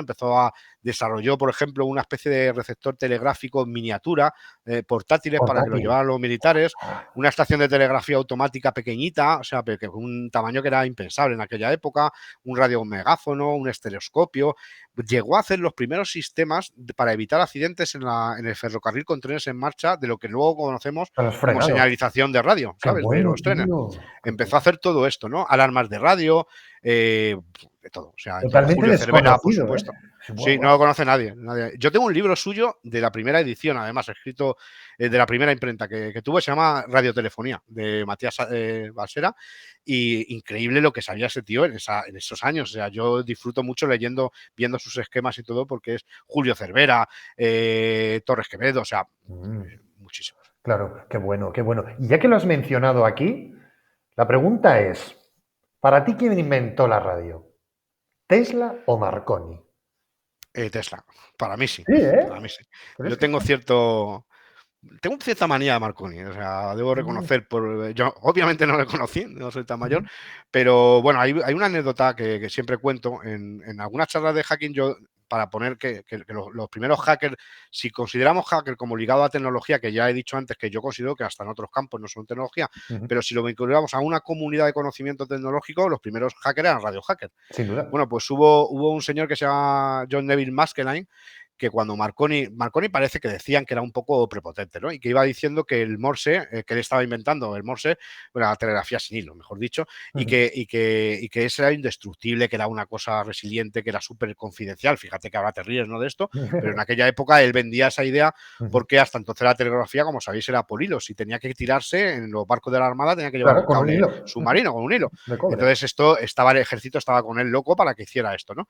Entonces resulta que hizo una demo, lo que hoy llamaríamos una POC, una prueba de concepto, y se fue a Cornualles y dejó en la Sociedad Real Inglesa, dejó a la CREN de la CREN londinense, y entonces lo que hizo fue hacer una prueba de concepto para que vieran cómo salía del papelógrafo pues salía un mensaje radiado por tan el lejano, aire, ¿no? Sí, por el aire, claro, que eso era magia negra para ellos. Imaginaos, estaban ahí todos reunidos y estaban con un ayudante suyo que se llamaba Fleming, y estaban reunidos con él, y entonces de repente el papelógrafo empezó a escribir unos mensajes. Pero ellos sabían, sí que sabía, su ayudante sabía que no podía ser él porque no era la hora convenida. Entonces dijo, ¿quién cojones está mandando esto? Pues era Neville Maskelyne, que era un ilusionista, que luego su familia se dedicó a hacer tanques y cosas de de goma y de cartón piedra para que... Sí, de acuerdo. Brutal. Bueno, pues este viene de esa familia, de orígenes de esa familia, y este tío era ilusionista del Music Hall londinense, hacía trucos de magia, y este tío parece que pidió dinero a su tío, dice la leyenda, que para fabricar una super antena y trolear a Marconi. Entonces lo que salió en ese mensaje decía algo así como: ratas, ratas, ratas, hay un italiano bajito que se está tomando el pelo. Y entonces, claro, los otros, como no sabían Morse, pues no lo supieron. Pero el otro, Marconi, parece que entró un montón cólera, se estuvieron carteando a través de los periódicos de la época, le llamaban vandalismo científico, vándalo científico, lo que hoy diríamos ciberdelincuente, ¿no? Que tal. Y podría ser el primer Black Hat, el Neville Maskelyne, porque luego hubo gente que tuvo la hipótesis de que le estaba pagando la compañía de telegrafía con hilos, que realmente no fue su tío el que le metió en esto y que le financió el experimento, sino que pudo ser porque, claro, porque veían que su negocio se acababa, como luego se acabó, efectivamente, ¿no? Pero parece que el primer troleo, ciberataque, digamos, de la historia era este de ratas, que tal, porque Marconi parecía que era un poquillo chulo. Entonces, para mí Tesla, porque luego además la corte estadounidense en juicio devolvió la patente, parece que en el año 43 devolvió a Tesla, porque parece que había sido él. Pero bueno, incluso podemos aventurar que hubo un español que incluso antes que él Cervera, que había hecho transmisiones sin hilos de voz, o sea, porque aquí hablamos de telegrafía, pero de voz, creo que unió Alicante con Menorca o algo así, fueron unos 80 kilómetros con un mensaje de voz, y parece que fue años antes de esto. O sea, aquí en España tenemos unos auténticos cracks, hemos tenido, que es para estudiar: Matías Balsera, Julio Cervera, Torres Quevedo, no sé. Qué bueno. Y un poco juntándolo todo, ¿cuál crees para ti que ha sido uno de los mayores avances de la humanidad? Para mí, yo le tengo mucho cariño a la penicilina. Le tengo a la penicilina y a lavarte las manos, a la higiene. O sea, la mayoría de muertes que había en quirófanos, yo no tengo ni idea del sector sanitario. La esperanza de vida. Pero la esperanza de vida, cosas mucho más sencillas que no son tecnológicas. Por ejemplo, lavarse las manos. Lavarse las manos. Sí. Es que las muertes eran por infecciones de bacterias, eran brutales. Te puedes imaginar, en un quirófano antes, en el que ni siquiera se sabía que había que lavarse las manos antes de meterlas en las tripas de alguien, ¿sabes? Claro. Entonces, solo ese hecho, que fíjate que no es realmente ni siquiera desarrollar un prototipo de nada, solo ese hecho, por ejemplo, la rueda, por supuesto, el manejo del fuego, la conversión en la agricultura, por ejemplo, la agricultura que cambió la sociedad, la incorporación de la mujer al trabajo. O sea, son avances que nos han cambiado como sociedad, nos han hecho mejores y no tienen por qué ser un avance técnico. Yo tengo mucho cariño a a la penicilina porque antes por una caries podían morir de una infección bucal o de cualquier cosa, hasta hace muy poco tiempo. De hecho, mi padre a mí me contaba que cuando era jovencillo, que la gente se moría en su casa de apendicitis. Decía que tenía un cólico miserere, le llamaban así en los pueblos, venía un cura, le daba la extrema Y unción y hasta luego. morías con la infección por dentro entre terribles dolores. O sea, Sí, para sí, mí, Fleming, desde luego, Alexander Fleming en el 28 hizo por la humanidad mucho. sin duda. Y yo espero que todavía no conozcamos el mayor avance no es que esté por venir. A mí me gustaría pensar Qué bueno. que un día no tengamos cáncer, que no tengamos Alzheimer, que no tengamos SIDA. Me gustaría pensar eso. Me gustaría que todavía no sabemos cuál es. ¿Te irías, por ejemplo, sabes que el envejecimiento y un poco la muerte viene dada como una especie de telomerasa? ¿Te gustaría que fuésemos amortales o No, inmortales? no, Eso no, no. para nada. No, no, no, no, no, no me gustaría O nada. sea, sí que no haya ese sufrimiento, cánceres y tal, pero vencer Sí, este pero envejecimiento de la tenemos telomerasa, que no. dar paso. No podemos. Sería horrible. No, no, Imagínate ver no. morir a lo que hay alrededor. A mí ya me pasa que yo soy joven todavía, pero yo ya tenemos gente que Sí, alrededor es nuestra que la va idea. falleciendo, Ujú. amigos de la comunidad, gente muy También. importante de la comunidad. Recordamos a Angelucho, por ejemplo, que se fue Pelucho, tío. Qué pena. este verano, fue un palo para todos nosotros. Kevin Mitnick. Ujú. Yo quiero que llegue mi época y ya está. Ujú. Y además que venga gente nueva, que nos sustituyan y que tenga sabia nueva. La gente joven ahora mismo, tanto que nos quejamos de la gente joven, hay gente joven fabulosa, la mayoría lo son, Brutales. de hecho. Y Ujú. yo cuando voy a las cons, y voy a muchas, como tú sabes, todos los Ujú. años, y yo de verdad me quedo maravillado. Digo, esta gente sí que sabe, son gente joven en la que da gusto cómo te tratan y cómo le debemos a esta gente, ¿no? Le debemos a esta gente no ser inmortales. Tenemos Buenísimo. que irnos, tenemos que dar paso a esta gente. Buenísimo, buenísimo. Un poco de Hacker Style también Sería horrible. trata ¿Quién de quiere transmitir. ser joven para siempre, no? Como decía en la canción, ¿no? O Claro, sea, fíjate que te he hablado de inmortal, que es no morir, y amortal, que significa que tú eliges cuando mueres. sí que, hombre, yo abogo perfectamente porque si hay una calidad de vida determinada, seamos libres también para decidir cuándo morimos, O ¿eh? sea, O sea, claro, es que en teoría estamos hablando, ahondamos muy poquito aquí, no nos enrollamos, pero estamos diciendo que queremos curar cánceres, queremos curar sufrimientos. Bueno, ¿por qué no ir directamente a curar la vejez como si fuese una enfermedad o la muerte? Tratarla como podría tal. ser. Pero es un tema filosófico, o sea, yo es que no quiero vivir más, o sea, no quiero vivir más pasado un tiempo. Ujú. Sinceramente creo que por algo tendremos que vivir una media de vida, hombre, no muy corta, evidentemente, a nadie le gusta morir joven, pero realmente esto es un ciclo vital que hay que cumplir. Si no, imagínate, imaginas además todo, piensas lo bueno, pero tú piensas lo malo. Ujú. Imagínate la cantidad de HDPs que hay en el mundo que encima Sí, fueran inmortales, ¿sabes? Que estuvieran ahí sí, jodiéndonos toda Es, la vida, es ¿sabes? verdad, pero yo creo que también cambiaríamos un poco, o sea, tendría que cambiar muchas cosas de la sociedad, evidentemente. No se puede tener un capitalismo salvaje, tener a toda la gente todo el día trabajando y hacerles inmortales. Vas a tener muchos HDPs. Pero Esto sería el día marmota, ¿no? yo creo que también te cambiaría cuando tienes esa seguridad, digamos, vamos a decirlo así, de saber que no vas a morir o de que la ciencia te puede Mm, mantener.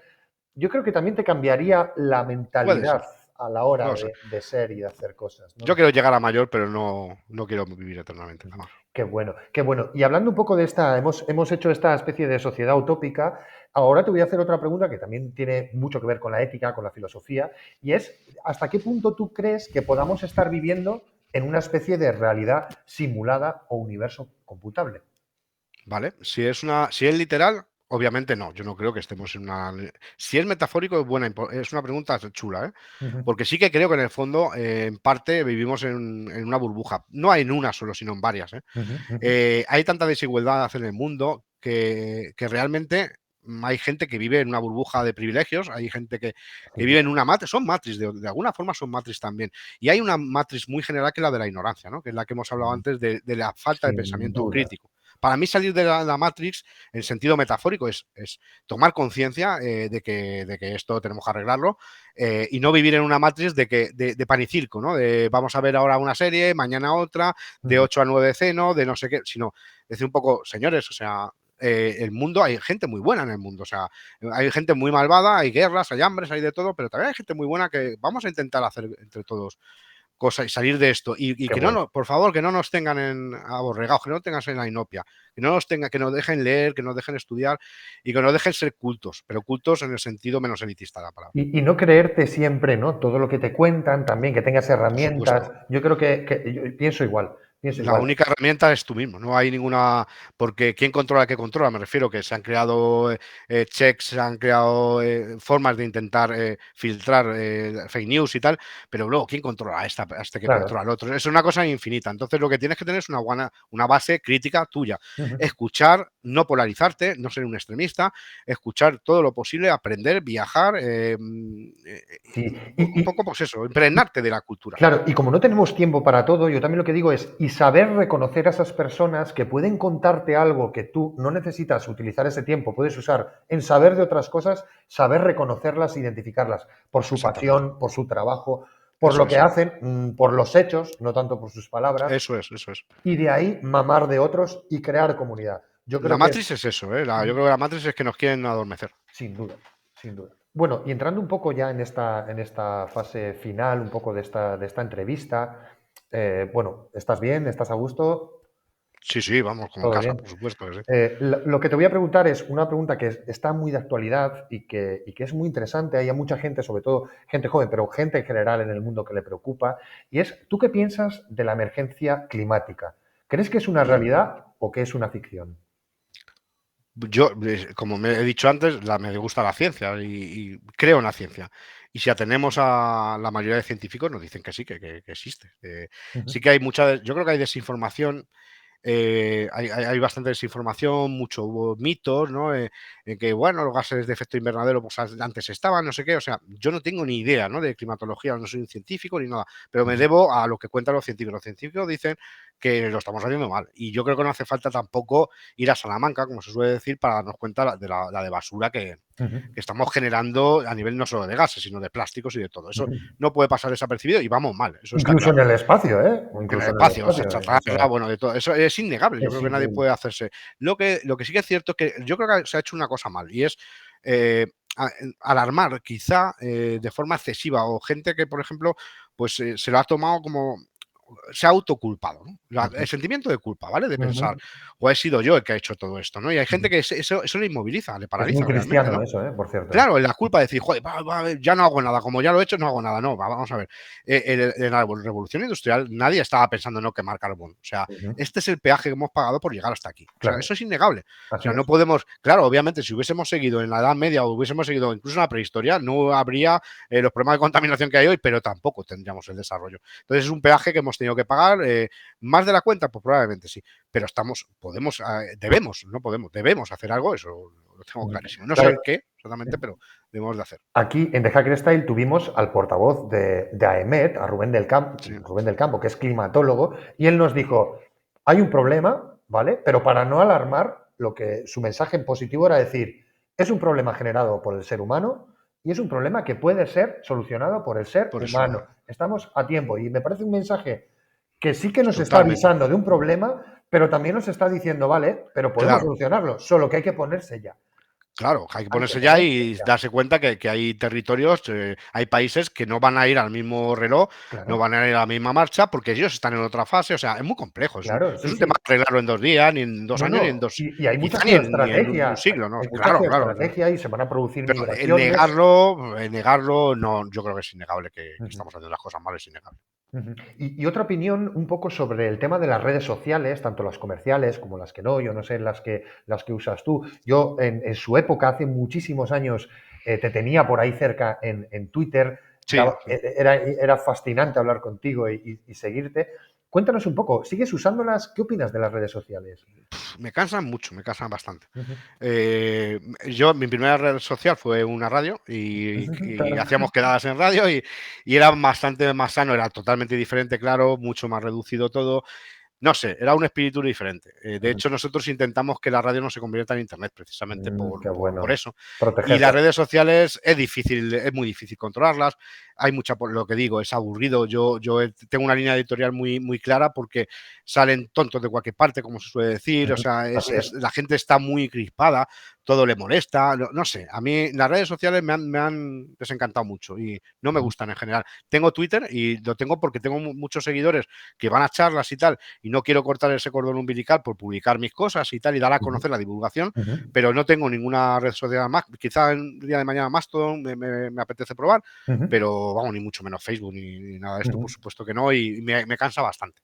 Jo, la verdad es que, Oasis, por cierto, pero la verdad es que Sí, era fascinante en tu época o en esta época porque cualquier duda que teníamos o de cosas o cuando estábamos construyendo algo o lo que sea, ahí estaba, se podía hablar contigo y era un poco lo que me gustaba, que teníamos a nuestra comunidad por ahí y cuando había algún tema de radiofrecuencias, sí. ahí estaba Radio Hacking, se le podía preguntar y Ahora tal. hay mucho ruido, hay demasiado ruido, cuestiones políticas que están fuera de nuestro control, que ya no lo controlamos nosotros. Y un poco terminando, no te voy a robar ni un momento más, lo que te voy a preguntar es, ¿qué opinas de las inteligencias artificiales? Y si quieres, únelo con el tema de radiofrecuencias. ¿Crees que Ujú. tendrán algún futuro con las Sí, radiofrecuencias? sí, sí. De hecho, ya lo tienen. O sea, de hecho, hay ciertas empresas que ya han probado sistemas de inteligencia artificial, por ejemplo, en Ucrania, Ujú, para hacer transcripciones automáticas de lo que decían sus enemigos, o Rusia en este caso, quien sea, e incluso hacer una estadística de las unidades, contar las unidades, hacer un mapa jerárquico en función de cuánto y cómo hablaban. ujú. Bueno, Identificar a de todo, personas, limpiar operadores, el ruido, claro. traducir a tiempo real. O sea, yo estoy trabajando ahora en una cosa muy chula, a ver si sale, Ujú, con arqueología de señales. Estamos trabajando con señales ahora mismo que quiero aplicar el tema de. Yo no tengo mucha idea de inteligencia artificial y las cosas, pero yo estoy hablando con algunos amigos que sí saben más que yo ujú. y se nos están ocurriendo cosas muy molonas para señales del pasado, de hace 50 años, Guau. que pueden revelarnos cosas muy, muy chulas aplicando la tecnología actual, Ujú, porque los sistemas de seguridad de aquella época estaban pensados para aquella época, pero no para esta. ujú, Entonces, bueno, por ahí doy alguna pista. Entonces, vamos a intentar recuperar algunos esqueletos prehistóricos de señales y la inteligencia artificial va a ser una revolución brutal en la radio, por supuesto en la sociedad. Y como todo, como los cuchillos o como las armas, ¿no? Pueden servir para cosas buenas y para cosas terribles, ¿no? Entonces, ujú, eso hay que ponerle ética, legislación, ética y cabeza. Controlar eso va a ser el problema, pero como avance me parece fascinante, por supuesto, pero bueno, no está sentada de riesgo como no lo estuvo Internet y no lo está ahora. Bueno, esto es imparable y hay que intentar comprenderlo, no detestarlo, sino comprenderlo e intentar ponerle sentido, humanidad a esto. qué bueno, qué bueno. Ahí me has recordado una cosa que es cómo debería ser la humanidad o nuestro planeta hacia afuera, que era silencioso y azul, y de repente un día empezó a emitir ondas de radio a su alrededor Claro, a la velocidad de la luz. Concretamente, si conoces aquella historia, un discurso en unas Olimpiadas de los nazis. Es de las primeras emisiones en el espacio digamos, a gran yo, escala. Ahí tienes yo, creo, arqueología de la buena. yo creo que si los extraterrestres están mirando no quieren ni venir. Madre mía, Si lo primero que vean fue un discurso de Hitler, no quieren venir. madre mía. Buenísimo, buenísimo. Pues esto ha sido un poco este rato contigo, David. Muchísimas gracias por haber estado aquí. Nada, gracias a ti, por Si supuesto, a vosotros. quieres comentar lo que tú quieras, pues aquí tienes tu casa. Nada, que está muy a gusto, que tenía muchas ganas de hablar contigo Igualmente. y que gracias a Pedro Candel también por el contacto, que es Un un tío que beso. tengo muchísimo cariño Yo también. y es un gran amigo y que tengo ganas de verle también en persona. Y a ver si nos vemos tú y yo también en persona y tomamos unas cervecillas y ya, como soy un tío chapas, sigo dándote la chapa más Que tiempo. así sea, será un placer. Y a nuestra audiencia, muchísimas gracias por haber estado aquí y nos vemos en el siguiente capítulo. Hasta luego. Hasta luego. Hola, somos de Hacker Style. Somos una tienda online de ropa, complementos y accesorios, bajo demanda, inspirada en la cultura hacker. Estamos aquí para ayudarte a encontrar una imagen personalizada y exclusiva, ofreciéndote una amplia selección de productos de calidad, con principios éticos, fabricación sostenible, diseños innovadores, tecnología integrada y muchas cosas más. Además, queremos proponerte un reto de hacking. Resuelve nuestro reto CTF utilizando la terminal y gana un cupón de descuento para tu siguiente compra. No olvides explorar nuestro sitio web para descubrir todas las opciones que tenemos para ti. Muchas gracias por seguirnos.